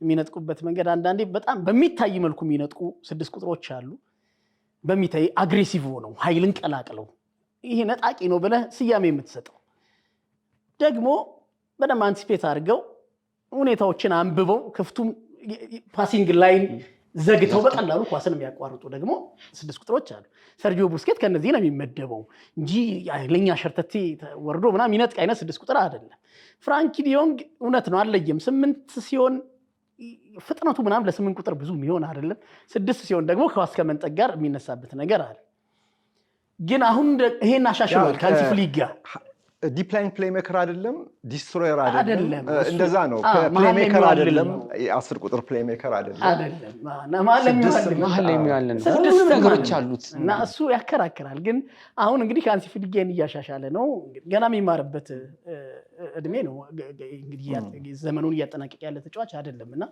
መጠነኛ መሻሻል አሳይቷል የሚል ነገር ይነሳለታል እሳቸውም አሁን ቆየቱ ራሱ ይገርመኛል ባርሴሎና አንድ ወቅት ላይ በቃ ይወጣል ሊለቅ ይችላል የተባለ ተጫዋች ነውና አይገጥምህም ጫና ይሄ በተለይ አካላዊ ጫና እስከ ማርቲኔዝ ድረስ እስከተመጣ ድረስ አይገጥምህም ኩባርሲ ምናምንም እንደዚህ አግሬሲቭ አይደሉም የበለጠ ኢንተለጀንት ናቸው ሜዳን የማንበብ ኳሊቲያቸው ነው ድንቅና ጋቪ ሲኖር ግን ባርሴሎና ይሄንን አቅም ይጨምራል የበለጠ ኢነርጂ ያለው ተጫዋች ያገኛል ማለት ሜዳ ላይ እኔ ግን ማስማማኝ ምንድነው ከጋቪ ጋር ይሄን ነገር ሲተገብረው በጥፋት ነው የሚተገብረው ጥፋት ይሆንበታል በቀላሉ ማግኘት የሚችለው እንኳን ቡድኑም ላይ ጫና የሚያመጣ እሱንም ለካርድ የሚዳርግ ጥፋት ያደርገዋል ያን ስሜቱ ይበዛል እንግዲህ ለቡድኑ ያለው ነገር ምን ያክል እንደሆነ ተመልክተናል በአንድ ጨዋታ አንሲ ፍሊክ ቀይረው ሊያስገቡት ሲል ወደ ጆሮአቸው ጠጋ ብሎ እድል ያላገኘ አንድ ወጣት ተጫዋች እስከዛሬ የመሰለፍ እድል አላገኘም ከኔ ይልቅ እሱ ይግባ የሚል ወጣት እኔ አሁን እድሜውን እጠራጠረዋለሁ ወጣቶች ሁሉ ጊዜ እኔ የሚሉ ናቸው እኔ ልጫወት ለኔ እድል ይሰጠኝ የሚሉ ናቸው ግን ለሌላ ወታዳጊ ጨዋታው ኦልሞስት ስለተጠናቀቀ ብዙ ጎል ስላስቆጠርን ከኔ ይልቅ ለሱ እድል ብትሰጠው የሚል ሐሳብ ሰጥቷቸው ምን ያክል ለተደሰቱ አንሲ ፍሊክ ሲያነሱ ነበርና እዚህ ድረስ የበሰለ ለቡድኑ ራሱ መስዋዕት የሚያደርግ አይነት ተጫዋች ነው ኳሊቲያቸውን ሲያጡ ለቡድኑ በሚያደርጉት መስዋዕትነት ምክንያት በዋናነት ያላቸውን አቅም ሉስ ያደርጉ አሁን ለኔ በርናርዶ ሲልቫ የበለጠ 6 ቁጥር ከኳስ ጋር የማይስማማ አይነት ሆኖብኝ ነው በዚህ ሲዝን የተመለከትኩት ቡድኑ ለቡድኑ ያደረገው መስዋዕትነት ጋቪ እንደዚህ አይነት ተጫዋች ሆኖብኝ በጣም ላሜሲያን ያደገው ከኳስ ጋር በጣም ምቹ ነው ትልቅ ኳሊቲ ያለው ተጫዋች ነው እሱን ጋቪ ግን አሁን እየተመለከተ የበለጠ ይሄ እነሱ ቅድም መንሱር ሳነሳ የነበረ ቆሻሻውን ስራ የሚሰራ እያሳደደ ፋውል የሚሰራ ምን አይነት ተጫዋች ሆኖብኛልና ለቡድኑ የሚሰጠው ጥቅም ከፍተኛ ሆኖ ከስሜት ግን ትንሽ ወረድ ብሎ ቢያደርገው የበለጠ ቡድኑ የሚጠቅም ይመስለኛል እንጂ ከኳስ ጋር ብዙ የሚታማ ተጫዋች ግን አሁን ስለ ወጣቶቹ የባርሴሎና ተጫዋቾች ስናወራ የመጨረሻ ጥያቄ ላድርገው ይሄን ጨዋታ አስመልክቶ ያው ከውጤቱ አንፃር አይደለም ብያቸዋለሁ ጥያቄ ኋለኛ ጥያቄዎች ወጣቶች የበዙበት እንደ ሌቫንዶቭስኪ ያሉ አንጋፋ ተጫዋቾች አማካይ የቡድኑ እድሜ ደግሞ ወደ ላይ ከፍ እንዲል ያደረጉበት እንጂ ሌቫንዶቭስኪን ብታወጣ በጣም ይወርዳል አቨሬጅ እድሜውና በወጣቶች የተሞላው ይሄ ቡድን ይሄ ባላንስ ሙሉ ለሙሉ ተጠብቋል ባልልም በቻምፒየንስ ሊግ ግማሽ ፍጻሜ ቢደርስ ጫናው እየበረታ ሲሄድ የውድድሩን ግለት መቋቋም ይችላል ወይ አንድ ቫን ሃላቸው አሉ የሚባለው ያኔ በዘጠናዎቹ በተለይ ያንን እጅግ ወጣቱን አያክስ ለፍጻሜ ሻምፒዮን ካደረጉት በኋላ ቀጥሎ ለፍጻሜ ደረሱ። ያን ሰሞን ያን ጊዜ ይመስለኛል ብቃቱ ካለህ እድሜ ምንም good enough is old enough ይሉታልና ያን አሁን ባርሴሎና ነው የምንላየው። እና ደግሞ ብዙዎቹ ተጫዋቾች በጣም ገና በልጅነታቸው በሚባል እድሜ ትልቅ ኤክስፖዠር አግኝተዋል። ብዙ ኤል ክላሲኮች፣ ብዙ የልብ ስብራት ባለፈው ውድድር ዘመን 2 ኤል ክላሲኮች ላይ በመጨረሻዎቹ ደቂቃዎች በተቆጠሩ ጎሎች ነው የተሸነፉት። ጥቂት የማይባሉ ተጫዋቾች አውሮፓ ዋንጫን አሸንፈዋል። እንግዲህ ፔድሪ አሸንፏል፣ የሀገራት ውድድር አሸንፏልና በሁሉም ትልቅ ደረጃ የተጫወቱ ናቸው። ከወጣቶች በፊት መጀመሪያ ማንሳት ያለብን ሌቫንዶቭስኪ አለ፣ ሼዝኒ አለ፣ የቡድኑ ዋናው አምበል ቴርስቴገን አሁን ስኳድ ውስጥ ሁሌ እናየዋለን፣ ወይም ምንድነው አካባቢው ላይ አሉ ኢኒጎ ማርቲኔዝ፣ ከዛ እነ ዲዮንግ 25 ዓመት አካባቢ ደርሷል። ምናልባት አሁን ባሎን ዶሮን እየመራ ነው ብለን መገመት የምንችለው ራፊና 28 ዓመቱ ላይ ደርሷል። እና ደግሞ የራፊናን የእግር ኳስ ህይወት ካየነው የተለየ አይነት ነው አይደለ? አዎ የተለመደ አይነት ትላንት ነበርኩ የሚያስፈልግ በሬን በሊድስ በሻምፒዮንሺፕ ከዛ ለዓለም ኮከብነት ድረስ። ስለዚህ እንደዚህ አይነት ተጫዋቾች አሉ። ሌሎቹ ፔድሪ እኮ ላለፉት 5 ዓመታት በትልቅ ደረጃ እንግዲህ አውሮፓ ዋንጫ አሸንፏል። ሌላ አውሮፓ ዋንጫ ግማሽ ፍጻሜ ደርሷል። ሊግ አሸንፏል። እንግዲህ ፔድሪና ጋቢ ብዙዎቹን አብሮ ነው። ምናልባት ጋቢ አውሮፓ ዋንጫን ስላላሸነፈ ካልሆነ በስተቀር ኩባርሲ ነው በቅርብ ጊዜ የመጣው ተጫዋች። እሱም 2 ዓመታት አሸናፊ ነው። 2 ዓመታት አሉትና ቡድኑ የእድሜውን ያክል አይደለም። ከእድሜያቸው በላይ በጣም ብዙ ልምድ ያላቸው ተጫዋቾች ናቸው ያሉት በትልቅ ደረጃ የመጫወት። ስለዚህ አይከብዳቸውም፣ ግለቱን መቋቋም ይችላሉ። ለሚሊዮን ግን ከዚሁ ጋር ተያይዞ መጠይቀው ጥያቄ ይሄ ቡድን ታዲያ አሁን ሉል በደንብ አብራርቶታል። ቀደም ሲል ያነሳሁትን ጥያቄ የእድሜ ጥያቄ ካልሆነ ሻምፒዮን የሚሆን ቡድን የሻምፒዮንነት ማቴሪያል ነው ወይ? እኔ እንደዛ አይነት የአውሮፓ የቻምፒየንስ ሊግ ማለት ነው እንደዛ አይነት ስሜት ነው። ምክንያቱም በሻምፒየንስ ሊጉም ወጥ አቋም ባርሴሎና እያሳየ ያለው ብዙ በሻምፒየንስ ሊግ ጎል አስቆጣሪ አጥቂዎች አሉት። ሌቫንዶቭስኪ የሻምፒየንስ ሊጉ ከፍተኛ ጎል አስቆጣሪ የባርሴሎና ተጫዋች ነው። ራፊኒያ ሁለተኛው ሰው ሌቫንዶቭስኪ ነው። ስለዚህ ቡድኑ በሻምፒየንስ ሊግም ፍጹም ወጥ አቋም እያሳየ ነው ያለው። ላሚን ያማልም ተጽዕኖ ልክ እንደ ላሊጋ ሁሉ በአውሮፓ ሻምፒየንስ ሊግም እየተመለከተ ነው። ደግሞ የዚህን የ17 ዓመት ታዳጊ ደግሞ የእግር ኳስ ህይወት ከተመለከትከው ትልልቅ ጨዋታዎች ላይ ከእድሜው በላይ ትልቅ የሚሆን ነው።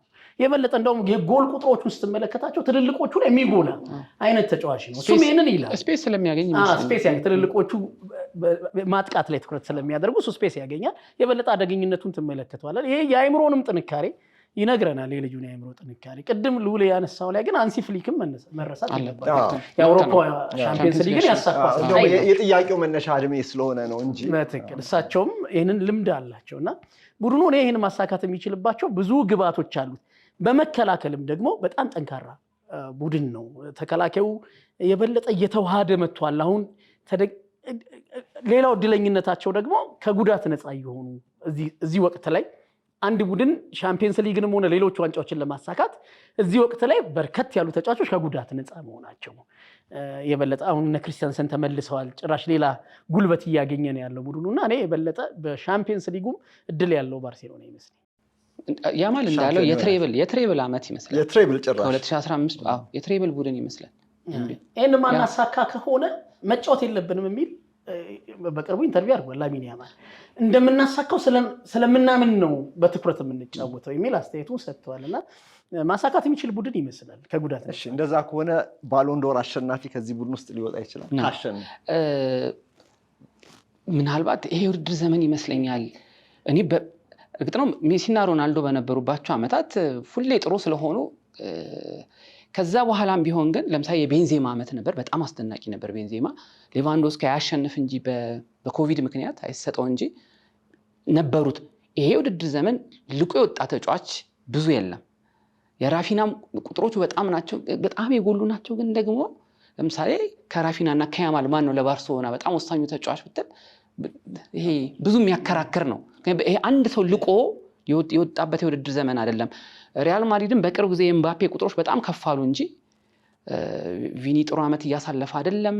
ኤምባፔ መጀመሪያዎቹን ወራት ተቸግሮ ነበር። ሪያል ማድሪድ እንደ ቡድን ተቸግሯል። ስለማለፉ እርግጠኛ አይደለንም። አርሰናል ቻምፒየንስ ሊግ ማሸነፍ ቢችል ከአርሰናል ለምሳሌ ለባሎን ዶር የምትጠራው ሰው የለም። ምክንያቱም የውድድር ዘመኑ በጣም በብዙ ችግር ነው ያለፈውና ፓሪስ ሰን ጀርመን ጋር ብትሄድ አሁን የዴምቤሌ ስም ነው የሚነሳውና ያስደነግጣል። ምን አይነት የውድድር ዘመን ነው! ጥሩ ቡድኖች ነው እንጂ እያየን ያለ ነው የኢንዲቪጁዋሎች የውድድር ዘመን አይደለም። ኢንዲቪጁዋሎች አሁንም ወሳኝ ናቸው። ያማል በጣም ድንቅ ነው።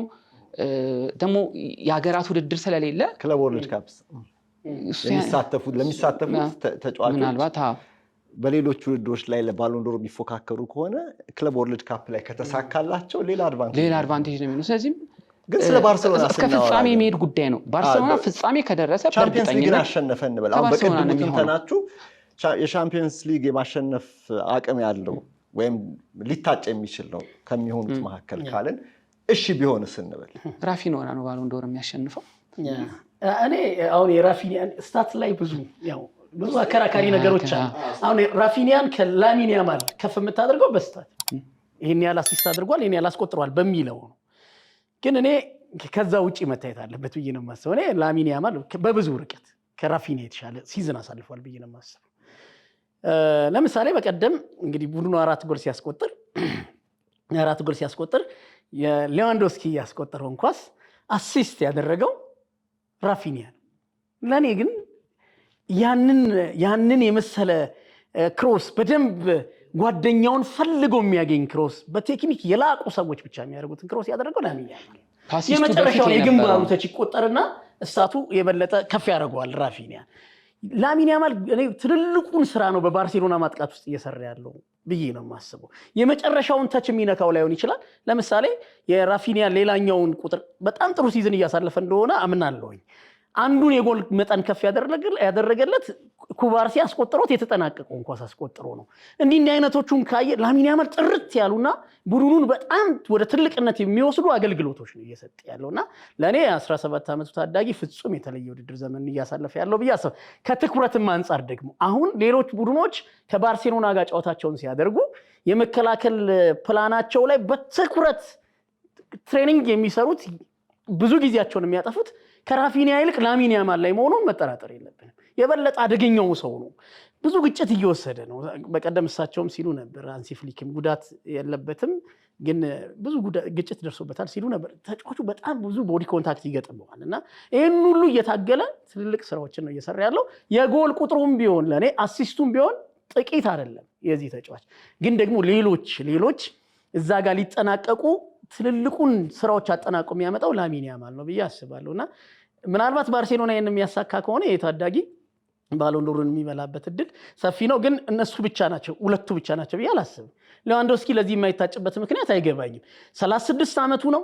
40 ጎሎች አስቆጥሯል ከወዲሁ 40 ጎል። በጣም የሚያስደንቅ ነው የዚህ ተጫዋች። እንግዲህ ብዙ ከኳስ ጋር አይገናኝም። ዶርትሙንድ የነበረውን ባየር ሙኒክ የነበረውን ሌዋንዶስኪ አይደለም እየተመለከተን ያለ ነው። ከእድሜው አንጻር የሚነካቸው የኳስ መጠኖች 22 አካይ በአማካይ 22 አካይ ከኳስ ጋር የሚገናኘው ግን ፍጹም ደግሞ አስደናቂውን ሌዋንዶስኪ ያለውን የእድሜ ልዩነት ተመልከት። የተጫዋቾቹን የፍጥነት ልዩነት ተመልከት። ኮንሲስተንሲ በጣም ሲዝን የሚገርም የውድድር ዘመን ነው ሌዋንዶስኪ እያሳለፈ ያለው። ፔድሪንም እኔ ከዚህ ውጪ አላደረገውም መሰረት ነው። ባርሴሎና ቻምፒየንስ ሊግ የሚያሸንፍ ከሆነ እና ደግሞ ሪያል ማድሪድ ረጅም ርቀት የማይሄድ ከሆነ ባርሴሎና እንደ ትሬብሉን የሚያሸንፍ ከሆነ አንድ የውድድር ዘመን ሜሲ፣ ኢኒየስታ፣ ጃቪ ምናልባት የዛ ነገር ከባርሴሎና ይሆናል ብዬ እጠብቃለሁ። ባሎን ዶር ቻምፒየንስ ሊግን ማሸነፍ ትልቁ የመሸለሚያ ካርድ ነው በአንድ የውድድር ዘመን። የኔሽንስ ካፕ ወይም ደግሞ የሀገሮች ዋንጫ፣ የዓለም ዋንጫ፣ የአውሮፓ ዋንጫ አይነት ውድድሮች ባሉበት ሲዝን ከሆነ እዛ ላይ ተጽዕኖ ከፍ ያለ እንደሆነ ይታወቃል። በባሎን ዶር ባህሪ ግን ይሄ ውድድር ገና ቻምፒየንስ ሊጉ አልተጠናቀቀምና እንደዚህ አይነት ፉክክር ካለ በባርሴሎና ስብስብ ውስጥ ከዚህ በኋላ ባሉት ጨዋታዎች ላይ የነርሱ አሁን የጠቀስናቸው ተጫዋቾች ጉልህ አስተዋጽኦ ሽልማቱን ለማግኘት ሌላ ትልቅ ካርድ ሊሆንላቸው ይችላል። ከዚህ በኋላ ለምሳሌ ይሄ ከዶርትሙንድ ጋርም ጨምሮ የመልሱ ጨዋታ ከዛ ግማሽ ፍጻሜው ዋንጫውን አሸንፈው ግን በእነዚህ 4 ጨዋታዎች ላይ አንዱ ተጫዋች በተለየ አይን ውስጥ በሚገባ መልኩ እየጎላ ከመጣ ተጽዕኖ የበለጠ ግልጽ ከሆነ ከሌሎቹ ይልቅ በእነዚህ 4 ጨዋታዎች አገልግሎቱ ወደ ፍጻሜ በተጠጋ ቁጥር ውድድሩ ደግሞ እየጨመርክ መሄድ አለብህ ይሄንን ለማሸነፍ እና ግማሽ ፍጻሜ ላይ የግማሽ ፍጻሜ ሁለተኛ የመልስ ጨዋታ ፍጻሜ እና የፍጻሜ ሁሉም ደረጃ አላቸው። በእንደዚህ አይነት ነጥቡ ከፍ እያለ ነው። የፈርስት ሌግ ሰከንድ ሌግ እንደ ውጤቱ ሆኖ ግን ግማሽ ፍጻሜ እንኳን ከፈርስት ሌግ ሰከንድ ሌግ ላይ ያለ ተጽዕኖ ፈጣሪነት ለቡድኑ እንዲያሸንፍ የምታበረክተው አስተዋጽኦ እዛኛው ላይ ነጥብ ላይ ያስይዝልህ ይችላል። ያው ስመርጥ ስለቆየሁኝ እንደዚህ አይነት መመዘኛዎች አሉትና ተጽዕኖ ከ5ቱ መመዘኛዎች አንዱ ነው ያለ ጥርጥር። ስለዚህ ሰዋዊ ባህሪም እኮ ነው። ግን ይሄ ሁሉን ነገር ቁጥር ተመዝግቦ አይደለም መረጣውና ስለዚህ ሁሌ ልክ ትልልቆቹ ሞመንቶች ናቸው ልክ ፍጻሜ ላይ ግማሽ ፍጻሜ ላይ የተደረጉ ነው ሰዎች ይበልጥ ማተር በሚያደርግበት ቦታ ላይ አንተ ሆነህ መገኘት ማለት ነው። እዛ ላይ የበለጠ ለመመረጥ ነጥብ ሊያሰጥህ ይችላል። ከ8ቱ እዚህ ሩብ ፍጻሜ ውስጥ ካሉ ቡድኖች ግን አሁን ካነሳናቸው ተጫዋቾች ውጪ እያንዳንዱ ቡድን ላይ ብትሄድ ተጽዕኗቸው በዚህ ደረጃ ጉልት ብሎ የሚታይ ሰዎች አታገኝም። ፓሪስ ሰን ጀርመን ቅድም እንዳነሳው ነው ሉሌ የዴምቤሌ ጉዳይ ብዙም እኔ ከሱ በላይ የቪቺኒያ ተጽዕኖ በደንብ ይታየኛልና ይጎላል። ስለዚህ ሌሎቹን ቡድኖች ስታያቸው 7ቱን ቡድኖች ስታያቸው በእነዚህ አሁን በጠራናቸው የባርሴሎና ተጽዕኖ ፈጣሪዎች ልክ ጉልት ብለው አይታይም። ከሌሎቹ የሚለየው ባርሴሎና አሁን እንዳነሳ ነው በአንድ ቡድን ውስጥ ለዚሁ ለባሎን ዶር መፎካከር የሚችሉ በርከት ያሉ ተጫዋቾች መኖራቸው ልክ ነው። በጣም ጥሩ ቡድንም ነው፣ ግን ደግሞ ኢንዲቪጁዋሎች በጣም የጎሉበትም ቡድን ነው። አንድ ነገር ግን ሳንጨርስ ላንሳ። ባርሴሎና እንግዲህ በግማሽ ፍጻሜ ከባየር ሙኒክ እና ኢንተር ሚላን አሸናፊ ነው የሚገናኘው። ኢንተር ሚላን የ2-1 ድል ይዞ ነው የሚሄደው ወደ ሳንሲሮ። ለእኔ በዚህ ውድድር ላይ ከቀሩ ቡድኖች ለባርሴሎና አጨዋወት ይሄ ለባርሴሎና የሚመች ሳይሆን ለባርሴሎና ትክክለኛው ተቃራኒ ነው ብዬ የማስበው ኢንተር ሚላን ነው። ባለፈው እንደውም አንቲዶት ያለው ማለት ነው ለባርሴሎና ጨዋታ ማፍረሻ ይሆናል። ትክክል። በተለይ አንዳንድ ጨዋታዎች አሉ የኢንዛጊ ቡድን ባለፈው አንስተናል። በጣም ማራኪ እግር ኳስ የሚጫወት በጣም ድንቅ ቡድን ነው። በጣም የተለየ ቡድን ነው። ከዛ ደግሞ የላውታሮ አንዳንድ ምትሃቶች አሉ። ያሁን የበቀደሙን የምትሃት አጨራረሱ። ከዛ ደግሞ ዊንግ ባኮቹ 4-5 ዊንግ ባኮች አሉት ቡድኑ። ለምሳሌ 2ቱ ዲማርኮ እና ዶንፍሪስ ሌላ ሌቭል ናቸው። በጣም የተለዩ ተጫዋቾች። ከዛ ደግሞ አጉስቶ የሚባለው በዲማርኮ ቦታ ሲገባ እሱ የበቀደምታ ልዩነቱን አይተናል። ግን ባለፈውም ስናነሳው ነበር የምድብ ጨዋታዎች ላይ አርሰናልን ያሸነፉበትን መንገድ ካየን በጣም በተለያየ መንገድ የሚጫወት ቡድን ነው። እንደውም ሪከርድ ሳይሆን አይቀርም አርሰናሎች ያን ቀን ወደ ሳጥን ያሻገሩት ኳስ ብዛት። ምክንያቱም መሀል ለመሀል ምንም መግቢያ አልነበረም እና እንዲያውም ሲዶርፍ ከዚያ ጨዋታ በኋላ ትክክለኛው የጣሊያን እግር ኳስ ካቴናቸውን የተመለከትንበት ነው እና ኢንዛጊ እንዴት ፍሌክሰብል እንደሆነ እንዴት እንደየቡድኖቹና ለባርሴሎና አሁን ካሉት ከቀሩት ቡድኖች መካከል አይተህ ቅድም እንደተባለው እንደ ሌጋኔስ አይነት ቡድን ከሆነ ባርሴሎናን የሚያስቸግረው በጣም ሶሊድ የሆነ አንደርዶግ ሆኖ በቃ መከላከልን መርጦ ፈልጎ የሚከላከል ቡድን ካለ እና መከላከሉን የሚችልበት ደግሞ በ5 ተከላካዮች ነው የሚከላከለው። ይሄ ማለት ለሁለቱ የመስመር ተጫዋቾች ለራፊና እና ለያማል የሚፈልጉትን ስፔስ አሁን ዲማርኮና የግራ የመሃል ተከላካዩ የኢንተር ጣሊያኑ ብቻ በሁለቱ መካከል ስፔስ ማግኘት በጣም አስቸጋሪ ነው። ወይም በቀኝ በኩል በዶንፍሪስ እና በደፍራይ መካከል ስፔስ ማግኘት በጣም አስቸጋሪ ነውና ከተፈተነም ባርሴሎና የሚመስለኝ ኢንተር የሚያልፍ ከሆነ እና የሚገናኙ ከሆነ ከበድ ያለ ፈተና ሊገጥሙ ይችላል። ለግማሽ ፍጻሜ ባርሴሎና ያልፋል የሚል ኮንሰንሰስ ወይም የጋራ ስምምነት አለ እዚህ ሶስታችን መካከል። ከውጤቱ አንጻርም ይሄን ማለት መቼም ሎጂካል ይመስለኛል። ቢሆንም ግን ቦሩሲያ ዶርትሙንድ እና ባርሴሎና ማክሰኞ 4 ሰዓት ላይ ለመርሃ ግብር ማሟያም ይሁን ለምንም ብቻ መከናወኑ አይቀርም በቬስትፋሊያን ስቴዲየም። በተመሳሳይ ሰዓት ደግሞ በበርሚንግሃም ቪላ ፓርክ ስቴዲየም አስቶን ቪላ ከፓሪስ ሳን ጀርመን ይጫወታሉ። የዚህን ጨዋታ ደግሞ የሁለቱም ቡድኖችን ሁኔታ ያስመለከተ ውይይታችን ይቀጥላል። እየተመለከታችሁ የምትገኙት በቻምፒየንስ ሊግ ሩብ ፍጻሜ ጨዋታዎች ዙሪያ ከዩኤፋ ቻምፒየንስ ሊግ ስፖንሰር ከሃይነከን ጋር በትብብር እያቀረብንላችሁ ያለው የቻምፒየንስ ሊግ ውይይት ነው። ከሚሊዮን ጉክሳ እና ከልዑል ታደሰ ጋር እኔ መንሱር አብዱልቃኒ አብሬያችሁ ቆይቻለሁ። እንቀጥላለን ውይይታችን። የአስቶን ቪላ እና የፒኤስጂ ደግሞ ቀጣይ ይሆናል። ትንሽ ረፍት እንውሰድ።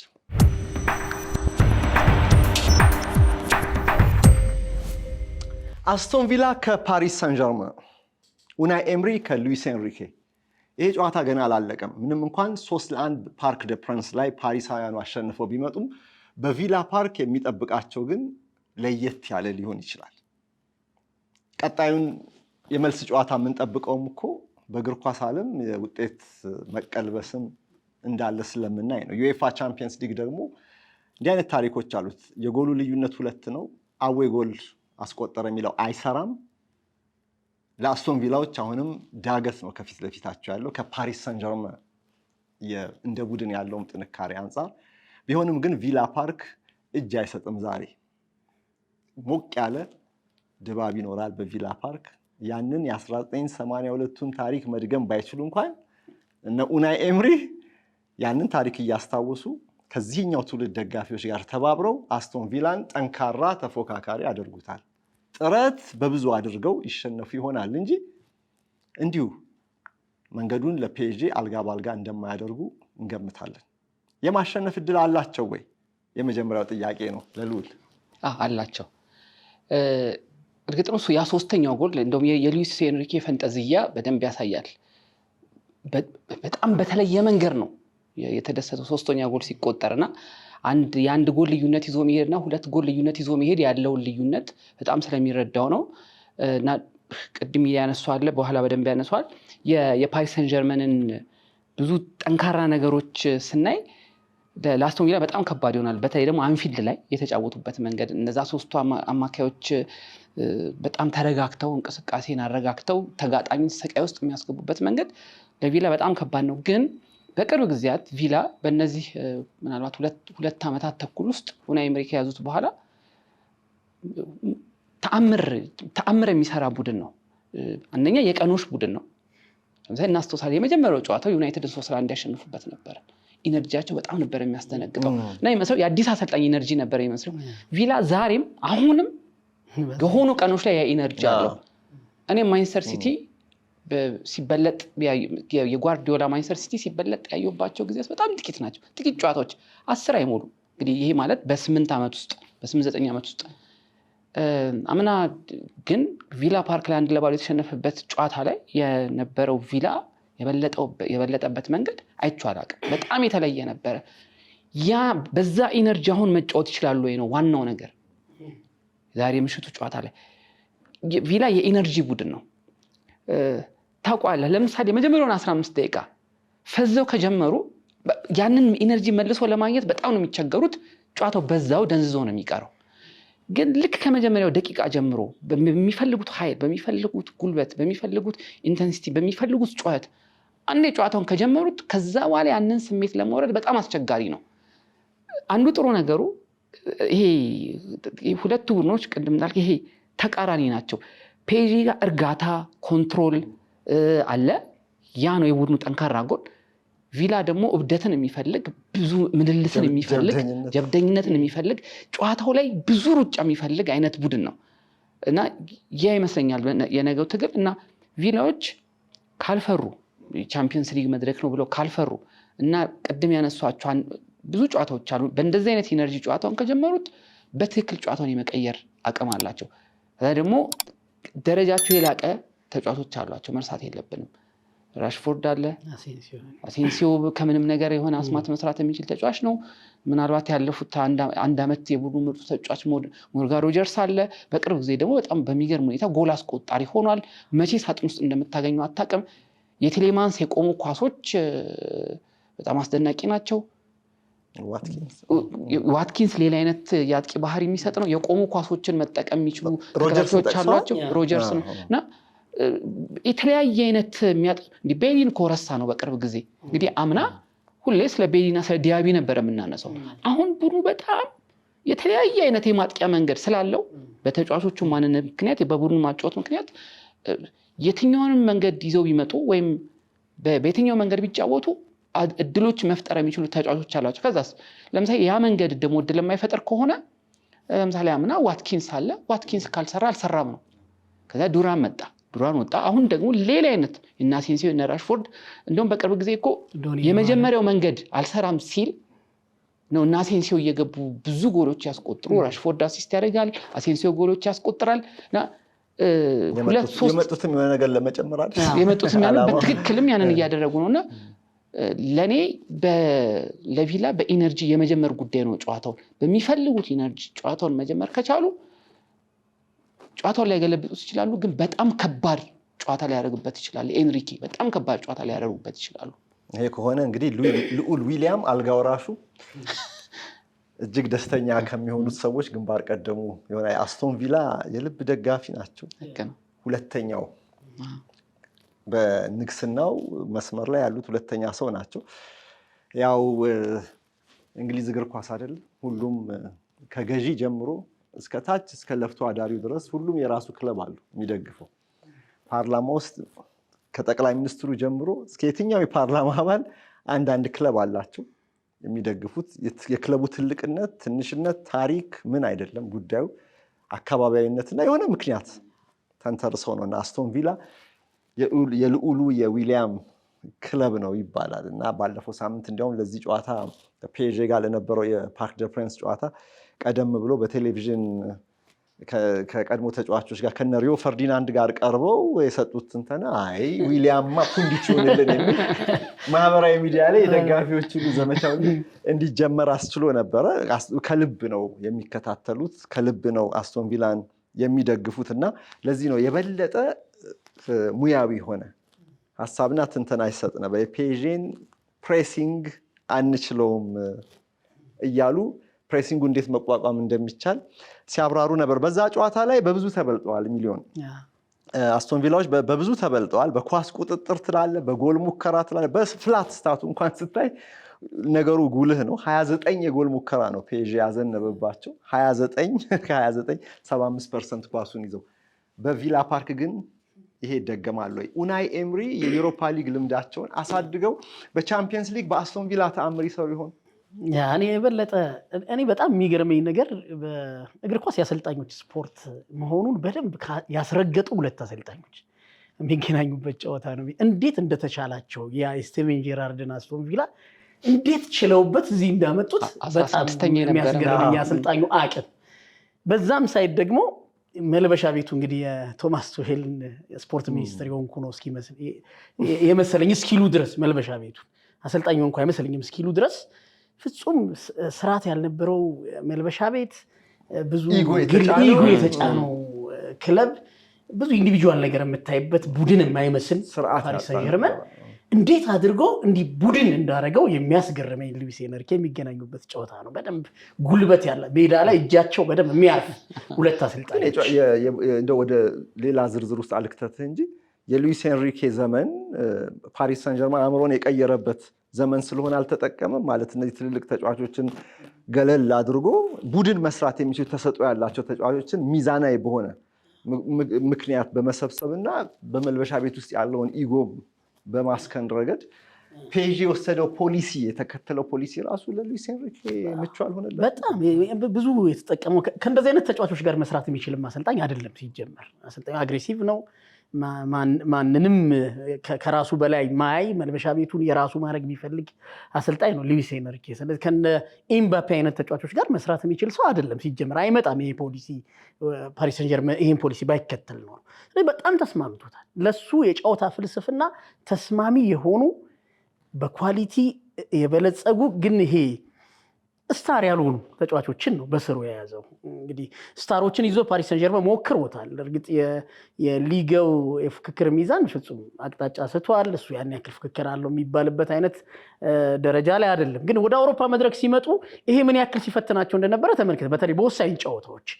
አንደኛው ስታር ጎልቶ የሱ ለማድረግ ያን ጨዋታ የሱ ታሪክ ለማድረግ የሚሄድባቸው ሩጫዎች ከቡድንነት እያወጣቸው በቀላሉ ሲፈራረሱ ተመልክተናል ትልልቅ አድቫንቴጆችንም አሳልፈው ይሰጡ የኤንሪኬ ቡድን እንደዛ ሆኖ አይደለም ወደ አስቶን ቪላ ይመጣ ቡድን ሆኖ ነው የሚመጣው ያውም የተዋሃደ ቡድን ሆኖ ነው የሚመጣውና ኡናይ ኤምሪ በአውሮፓ መድረክ በዩሮፓ ሊግ ያላቸው ልምድ በሻምፒየንስ ሊግ ልምድ ካለው ሰው ጋር ነው የሚያገናኛቸው።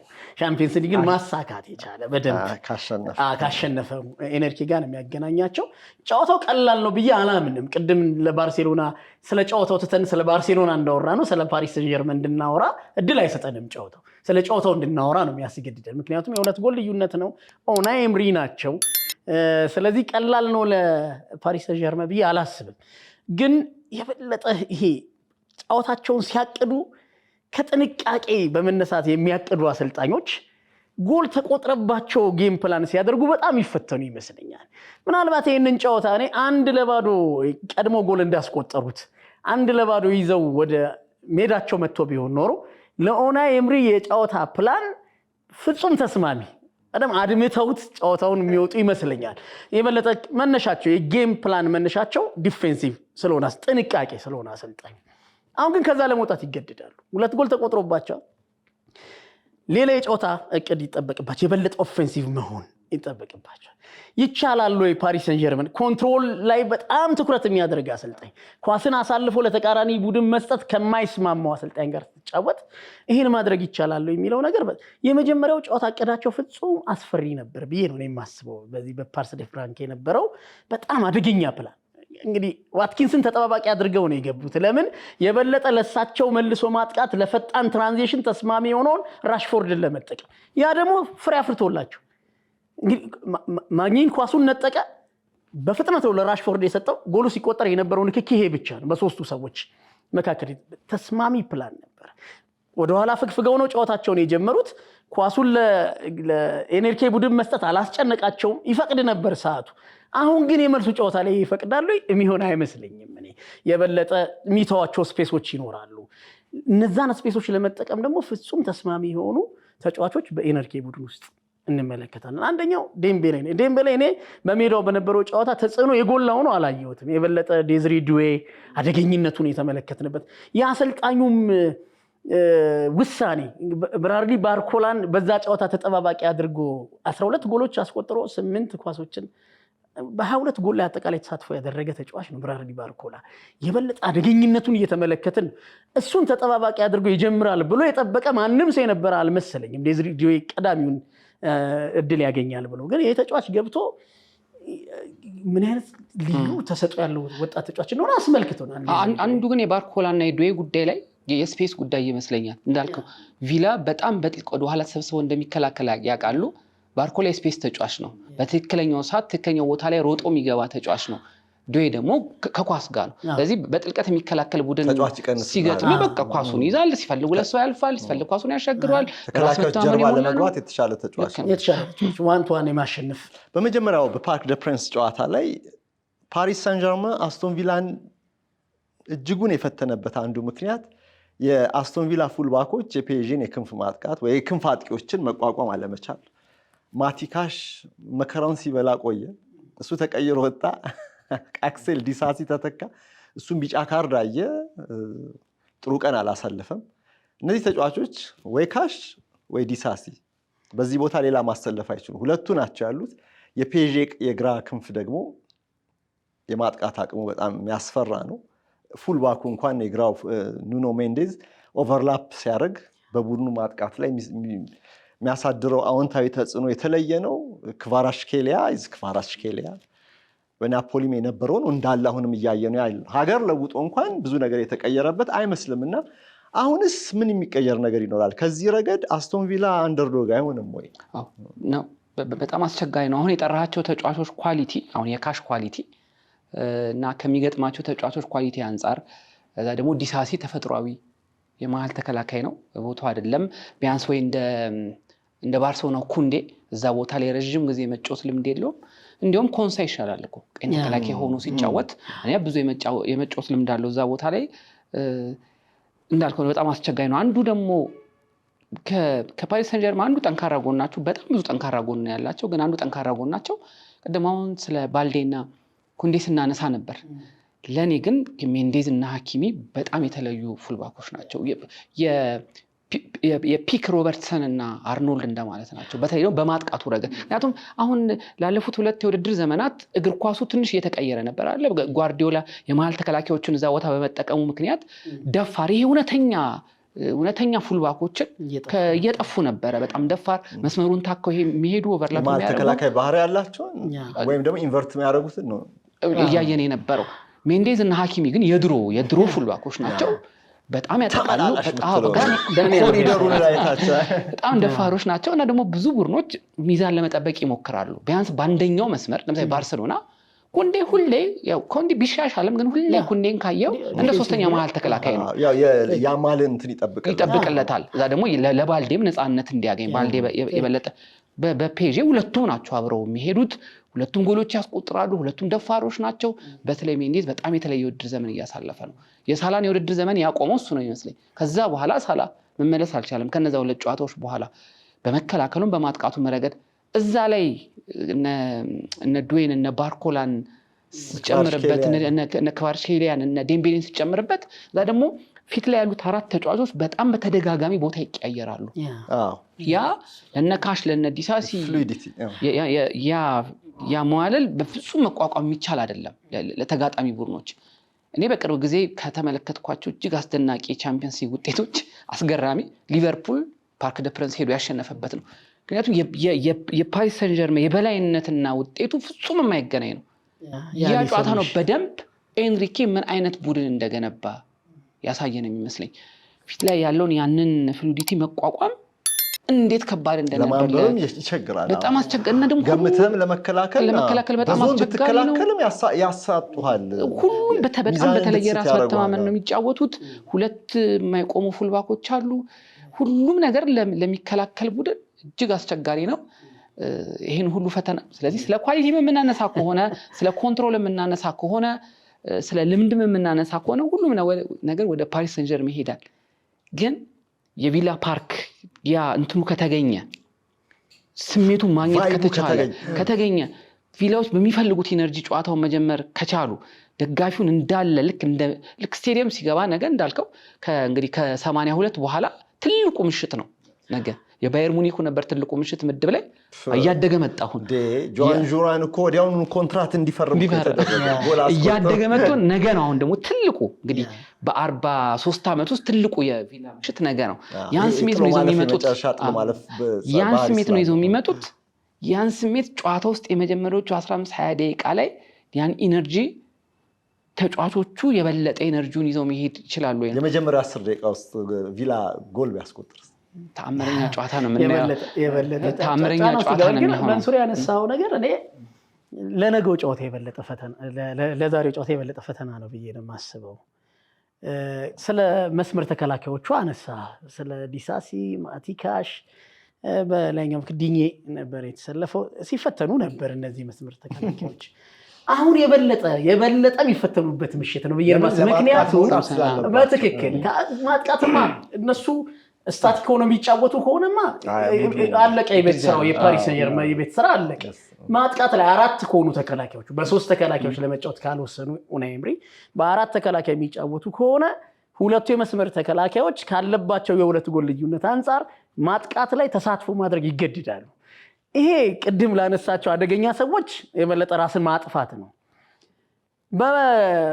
እንግዲህ ከሜዳቸው ውጪ ባደረጉት ጨዋታ የኡናይ ኤምሪ ቡድን የበለጠ ትኩረቱ መከላከል ላይ በሆነበት የጨዋታ ፕላን እን ያክል አሳራቸውን ከበሉ ማቲካሽ ማጥቃት ደግሞ ተጨምሮባቸው እንዴት አድርገው እነዚህ ሰዎች መቆጣጠር ይችላሉ? የበለጠ ከባድ ይመስለኛል። በዚህ ጨዋታ በዛሬው ጨዋታ ሉዊስ ኤንሪኬ ዴዝሪ ዱዌን ላይ ተጠቀም ይችላል።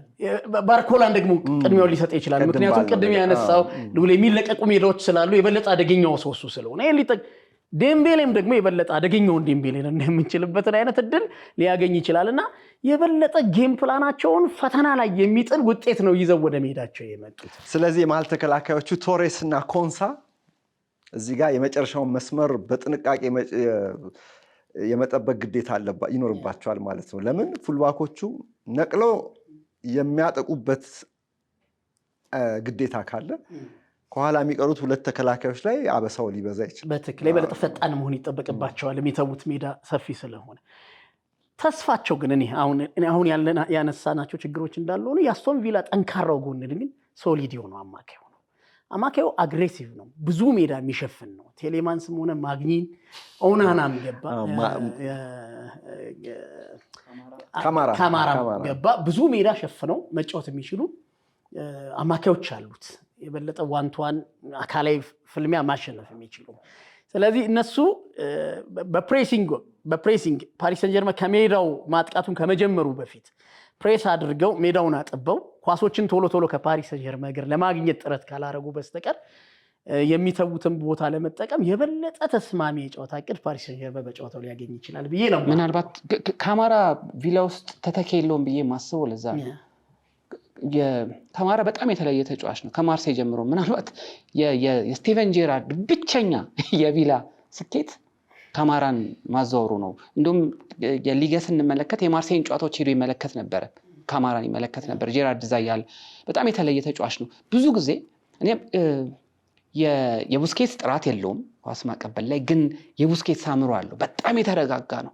ምንም አካባቢው ላይ የሚከሰተው ነገር ሁሉ ቪላ በጣም በኤነርጂ የሚጫወት ብዙ ኬኦስ ያለበትን እግር ኳስ የሚወድ ቡድን ሆኖ ካማራ ጋር የምታየው መረጋጋት በጣም የተለየ ነው። ከዛ ደግሞ እንትኖች ያውቃል፣ ይሄ መቼ የት ቦታ መገኘት እንዳለ። በልክ ቡድኑ በሚያጠቃበት ሰዓት ብዙ ጊዜ ሶስተኛ የመሃል ተከላካይ ሆኖ ይቀራል። እንደዚህ አይነት ተጫዋች ያስፈልጋቸዋል። ቴሌማንስ ወደፊት እንዲሄድ ይፈልጋል፣ ማጊን የበለጠ ወደፊት እንዲሄድ ይፈልጋል። ኢነርጂውም የካማራ አይነት ተጫዋች ግን ይሄ አሁን እንዳልከው የፓሪስ ሰን ጀርመን አደገኛ መልሶ ማጥቃት በሚያስፈራ ሰዓት የእሱ አይነት ከተከላካዮቹ የማይርቅ ኢንተርሴፕት የሚያደርግ የሚቆርጥ ታክሎች የሚወርድ ተረጋግቶ ተከላካዮችን የሚያግዝ ሰው መኖሩ በጣም አስፈላጊ ይመስለኛል። እሱ መኖሩ ለሌሎቹ ተጫዋቾች የበለጠ በነፃነት ሊጫወቱ ሊያደርጋቸው ይችላል። ቡባከር ካማራ 25 ዓመቱ ነው። በዩኤፋ ቻምፒየንስ ሊግ ለአስቶን ቪላ በ612 ደቂቃዎች ተጫውቷል ሜዳ ላይ። በአማካይ በጨዋታ 1.8 ሸርተቴ 1.3 ኢንተርሴፕሽን ያስመዘግባል። በየጨዋታው ግን አንድ ገደማ ጥፋት የሚፈጽም ተጫዋች ነው። 0.9 አንድ ገደማ ለቦታው ትንሽ ነው። ትንሽ ነው በቻምፒየንስ ሊግ ማለት ነው። በፕሪሚየር ሊግ እና በኤፍኤ ካፕ በመሳሰሉት ያለውን ሪከርድ አይደለም። የዛሬው ጨዋታ አውዱ ቻምፒየንስ ሊግ ስለሆነ እዚህ ላይ ላተኩር ብዬ ነው። 1 ሜትር ከ84 የሚረዝመው 44 ቁጥር ማሊያ የሚለብሰው ቡባከር ካማራ። አንድ ነገር ሳላነሳ ይሄን ውይይት አልዘጋም። ስለ ፔዤ ካወራን አስቶን ቪላ ላይ ይሄን ያህል ካልን ስለ አማካይ ክፍሉ ሚሊ የሆነ ነገር ማለት አለብን። ኔቬስ፣ ቪቲኒያ፣ ፋቢያን ሩዝ በዚህ ዘመን የተዋጣላቸው ቡድኖችን ስመለከት አማካይ ክፍላቸው የተዋሃደ ሚዛኑን የጠበቀ የተሰራ አማካይ ክፍል ችግር ካለ ያው ማንቸስተር ዩናይትድ ሆነ ነው ቁጭ ማን ዩናይትድ መሃል ሜዳ ላይ ያለውን ነገር እንደምታውቀው ነው። መጀመሪያ መሃል ሜዳውን ከሰራው ከዛ ከፊቱም ነገሮችን ሊስተካከል ይችላል የሚል ሁሉ መልእክት የሚያስተላልፍ ይመስላል። ፔዤ ትልቁ ስኬቱ 1 2 3 እያልን ብንቆጥር መቼም አማካዩን ሳናደንቅ ምናልፍ ማለፍ ያለብን አይመስለኝ። ያ በትክክል እኔ ቅድም ሉሌ አንድ ነገር አንስቶ ነበር። በዚህ ከባሎን ዶር ጋር ተያይዞ አንድ ሀሳብ ስናነሳ እዚህ እግር ኳስ እንደገና ወደ ቀድሞ ዘመን ቡድንነት ከኢንዲቪጁዋል እየወጣ ያለበት ዘመን ተለዋዋጭ ነው ፉትቦል። አሁን የበለጠ እሱን ጊዜ እያየን ያለን ይመስል በጣም የሚወደደውን እግር ኳስ የበለጠ ከግለሰብ ተጽዕኖ ይልቅ እኔ ቡድን ሲሆን የበለጠ እግር ኳስ አዝናኝ እኔ በጣም ወደው እንደዚህ አይነት ለዚህ ነው አታላንታን ብራይተን የመሳሰሉ ተጫዋቾች ቡድኖችም የምንወዳቸው እና አሁን እሱ ጊዜ ይመስላል። የባርሴሎናን ተጽዕኖ ስታይ ቅድም ዝም ብለን 3 ሰዎች ጠራን እንጂ ያለ ኩባርሲ እነዛ 3 ሰዎች አያሸንፉም። ያለ አማካዩ ተጽዕኖ እነዛ 3 ሰዎች ምንም ሊፈጥሩ አይችሉም። ቡድን ነው። ፓሪስ ሰን ጀርመን እንደዛ በጣም በደንብ ጠንካራ የሆነ ኮች የተደረገ ቡድን ነውና ለዚህ ደግሞ ዋናውን መሰረት ያዙት አማካዮቹ ናቸው። እኔ ምርጥ አማካዮችና ምርጥ ፉልባኮች ያሉት ቡድን ጨዋታን ለማሸነፍ በጣም የሚስማሙ ይመስለኛል። እነዚህ ሁለት አሁን ቅድም ያነሳናቸው ቡድኖች በዚህ ሌቭል ያሉ ናቸው። ቅድም ሉላ ያንስቷቸዋል።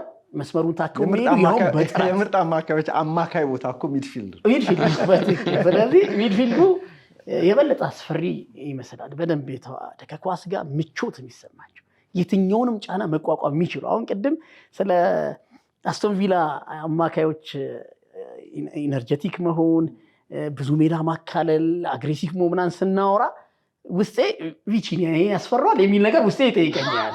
ፋቢያን ሩይስ ጉዳይ ሆኖ የሚል ነገር ይፈትነኛል። ግን ቴክኒክና ፊዚካሊቲ ሁለቱንም ቀላቅለው የሚቸገሩ አይደሉም። ቪቲኒያ አይምሮ በብዙ ርቀት ከተቃራኒ አማካይ የሚቀድም አይነት ተጫዋች ነው።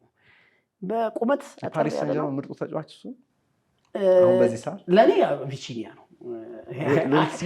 የሰውየው አይምሮ ይመስለኛል። የሰውየው አሰልጣኙ ሊተገብር የሚፈልገውን አጫወት ቆጥሮ የሚሰጠው ኃላፊነት የሚሰጠው ቪቲኒያ ይመስለኛል። እና በደንብ የኤንሪኬን ፍላጎት ቪቲኒያ ውስጥ አየዋለሁ። ከዴምቤሌም በላይ ቪቲኒያ ኮከብ ተጫዋች ነበር። አሁን እስካሁን ድረስ ባለው አሁን ከባድ እሱ ነው። አሁን የእግር ኳስ ላይ እኮ ለምሳሌ በቅርብ ጊዜ የቪኒሲየስ እና የሮድሪ የባሎን ዶር ክርክር ላይ አንዱ እሱ ነው።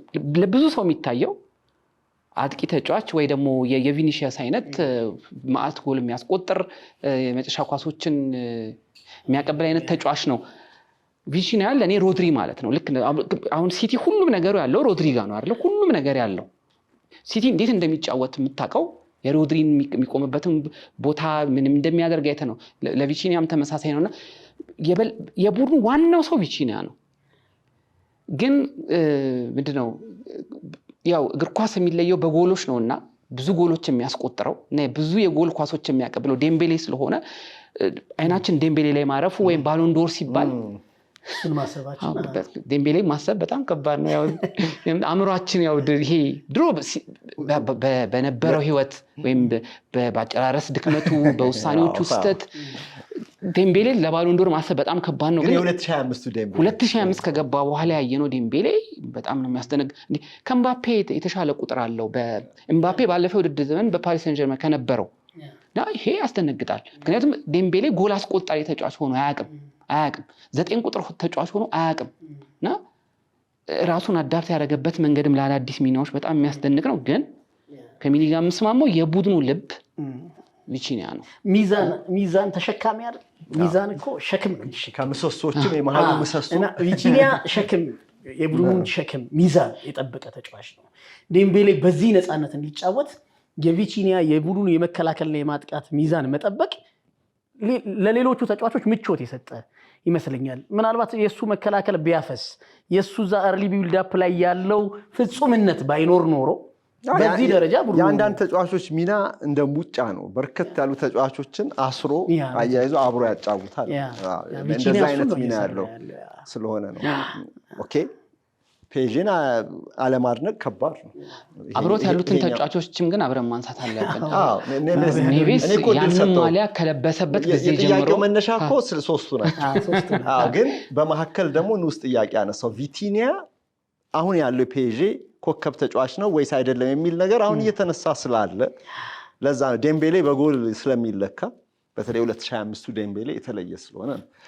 እሺ በል ኔቬስ አንደኛው ከቅድም እንደነበረው የጋላክቲኮስ የነበረው ፓሪስ ሰን ጀርመን ወደ ቡድንነት የተቀየረበት አንዱ ቦታ በትክክልም አማካይ ክፍሉ ልዩነቱ እሱ ነው።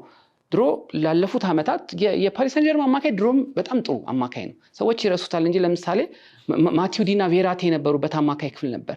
ቬራቲ ሁሌም ድንቅ ነው። ሁሌ ስለማንየው ነው ቻምፒየንስ ሊግ ጠብቀን ስለምናየው ነው እንጂ በነ ዣቪ ደረጃ ያለ ወይም ለነሱ በጣም የተጠጋ አማካይ ነው። እንደሱ ይሄ አንዳንድ ጊዜ ያስደነግጣል። እንዴት በዚህ አብረው ከተጫወቱ 3 ምርጥ ተጫዋቾች ሲባል እኮ ኪሊያን ኤምባፔ ቬራቲን እኮ ጠቅሶታል። የዲስፕሊን ጥያቄ ይነሳበታል። ከሜዳ ውጭ ያለው ህይወቱ ይመስለኛል በደንብ ረጅም ያላደረገው የአውሮፓ ውስጥ በደንብ ተጽዕኖ እንዲያሳርፍና ደግሞ ከፈረንሳይ ሊግም አለመውጣቱ በተለይ ባርሴሎናዎች በፈለጉበት ሰዓት ወደ ባርሴሎና ዓለም ይሄዱ ይቅርታ ኔይማር ማለት ነው ኤምባፔ ግን ፈጣሪ አማካይ ላይ እኔ የነበሩትን ከዚህ በፊት የነበሩትን ልዩነቱ ሲመጣ አሁን ፈጣሪ አማካዮች አሉት ፋቢያን ሩይዝ እነዚህ ፈጣሪ ናቸው። እኔ እንደው ፓሪስ ሰን ጀርመን የአማካይ ዝውውር በጣም ያስደነግጠኝ ነበር።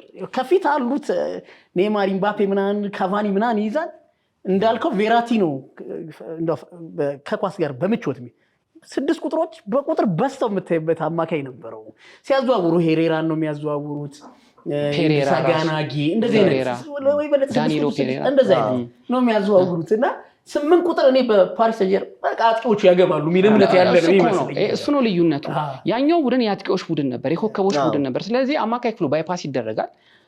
እነዛ 3ቱ ተጫዋቾች ሜሲም እያለ ሜሲም በማይኖርበት ሁሌ አጥቂዎቻቸው እንግዲህ ከነ ዝላታን ኢብራሂሞቪች ጀምሮ ዝላታን፣ ካቫኒ፣ ኤምባፔ፣ ኔይማር ሁሉም አይነት ከዋክብት ነበር። ስለዚህ ቡድኑ የኮከቦች ቡድን ስለነበር ለኮከቦቹ ሁኔታዎችን ማመቻቸት ነው። እዚህ የሚከላከል ጠንካራ እንዳለው አሁን ዳኒሎ ፔሬራ ፓሪስ ሰን ጀርመን ይመጥናል ካልከኝ አይመስልም።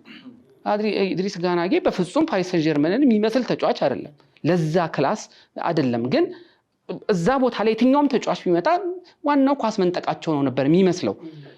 አንዳንድ አመታት ነበሩ ራቢዮና ቬራቲ የነበሩባቸው፣ ግን እነሱም ቢሆኑ ለሌሎቹ ተጫዋቾች ማመቻቸት ነው እንጂ የቡድን ዋና ሰው መሆን አልነበረም። አሁን የተቀየረው ይሄ ነው። አሁን ምናልባት ከአውሮፓ ምርጥ ግብ ጠባቂዎች መካከል አንዱ አለው። በጣም ጥሩ ተከላካዮች አሉት። ቅድም እንዳልነው አስደናቂ ፉልባኮች፣ በጣም ብዙ አጥቂዎች አሏቸው ከመስመርም የሚነሱ። ግን የቡድኑ ዋናው ክፍል አማካይ ክፍሉ ነው። በደንብ የኤንሪኬ ለውጥ በዚህ ነው የምንረዳው። በቃ በባርሴሎና ግን ተቃራኒው ነበር ይባል የነበረው። የምታስታውሱ ከሆነ ባርሴሎና የአማካይ ቡድን ነበር በነ ጓርዲዮላ በነ ቪላኖቫ ስር። ኤንሪኬ መጥቶ አማካይ ክፍሉን የሚያልፍ እና የቀጥተኛ የሆነ ቡድን አደረገው የሚሉ ትችቶች ነበሩ።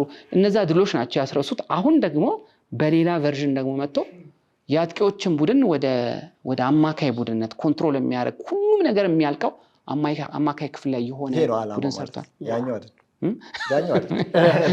ቡድን ገንብተህ በተጫዋቾች የግል ዝና ማሊያ በሚሸጡ ስሞች ሳይሆን ግን ደግሞ በሚያድጉ አንድ ላይ በሚዋሃዱ እነዚህን የመሰሉ ኢጎ ያልተጫናቸው ግን እንደ በህብረት ደግሞ በቲምወርክ ደግሞ አንድ ነገር መስራት የሚችሉ ተጫዋቾችን ይዘህ ቡድን ስትሰራ ነው ደስ የሚለው። ይሄ ነው ዓላማው አይደል? ያኛው ተጫዋቾች የኮሌክሽን ኦፍ ፕሌየርስ እሱን ማን ያቅቷል? ገንዘብ ካለው ማንም ይሰራዋል።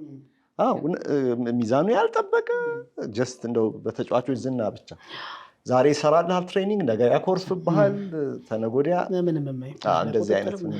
ይሄኛው ፓሪስ ሰን ጀርመን በዚህ ምክንያት ለዩኤፋ ቻምፒየንስ ሊግ ፍጻሜ ድረስ ይደርሳሉ፣ ዋንጫውንም ያሸንፋሉ ተብሎ ከፍ ያለ ግምት ከተሰጣቸው የሩብ ፍጻሜው ተጋጣሚዎች መካከል የሚጠቀስ ነው። እንግዲህ ከአስቶን ቪላ ጋር ፓርክ ደ ፕሪንስ ላይ 3-1 አሸንፎ ነው ፔዤ ወደ ቪላ ፓርክ የመጣው።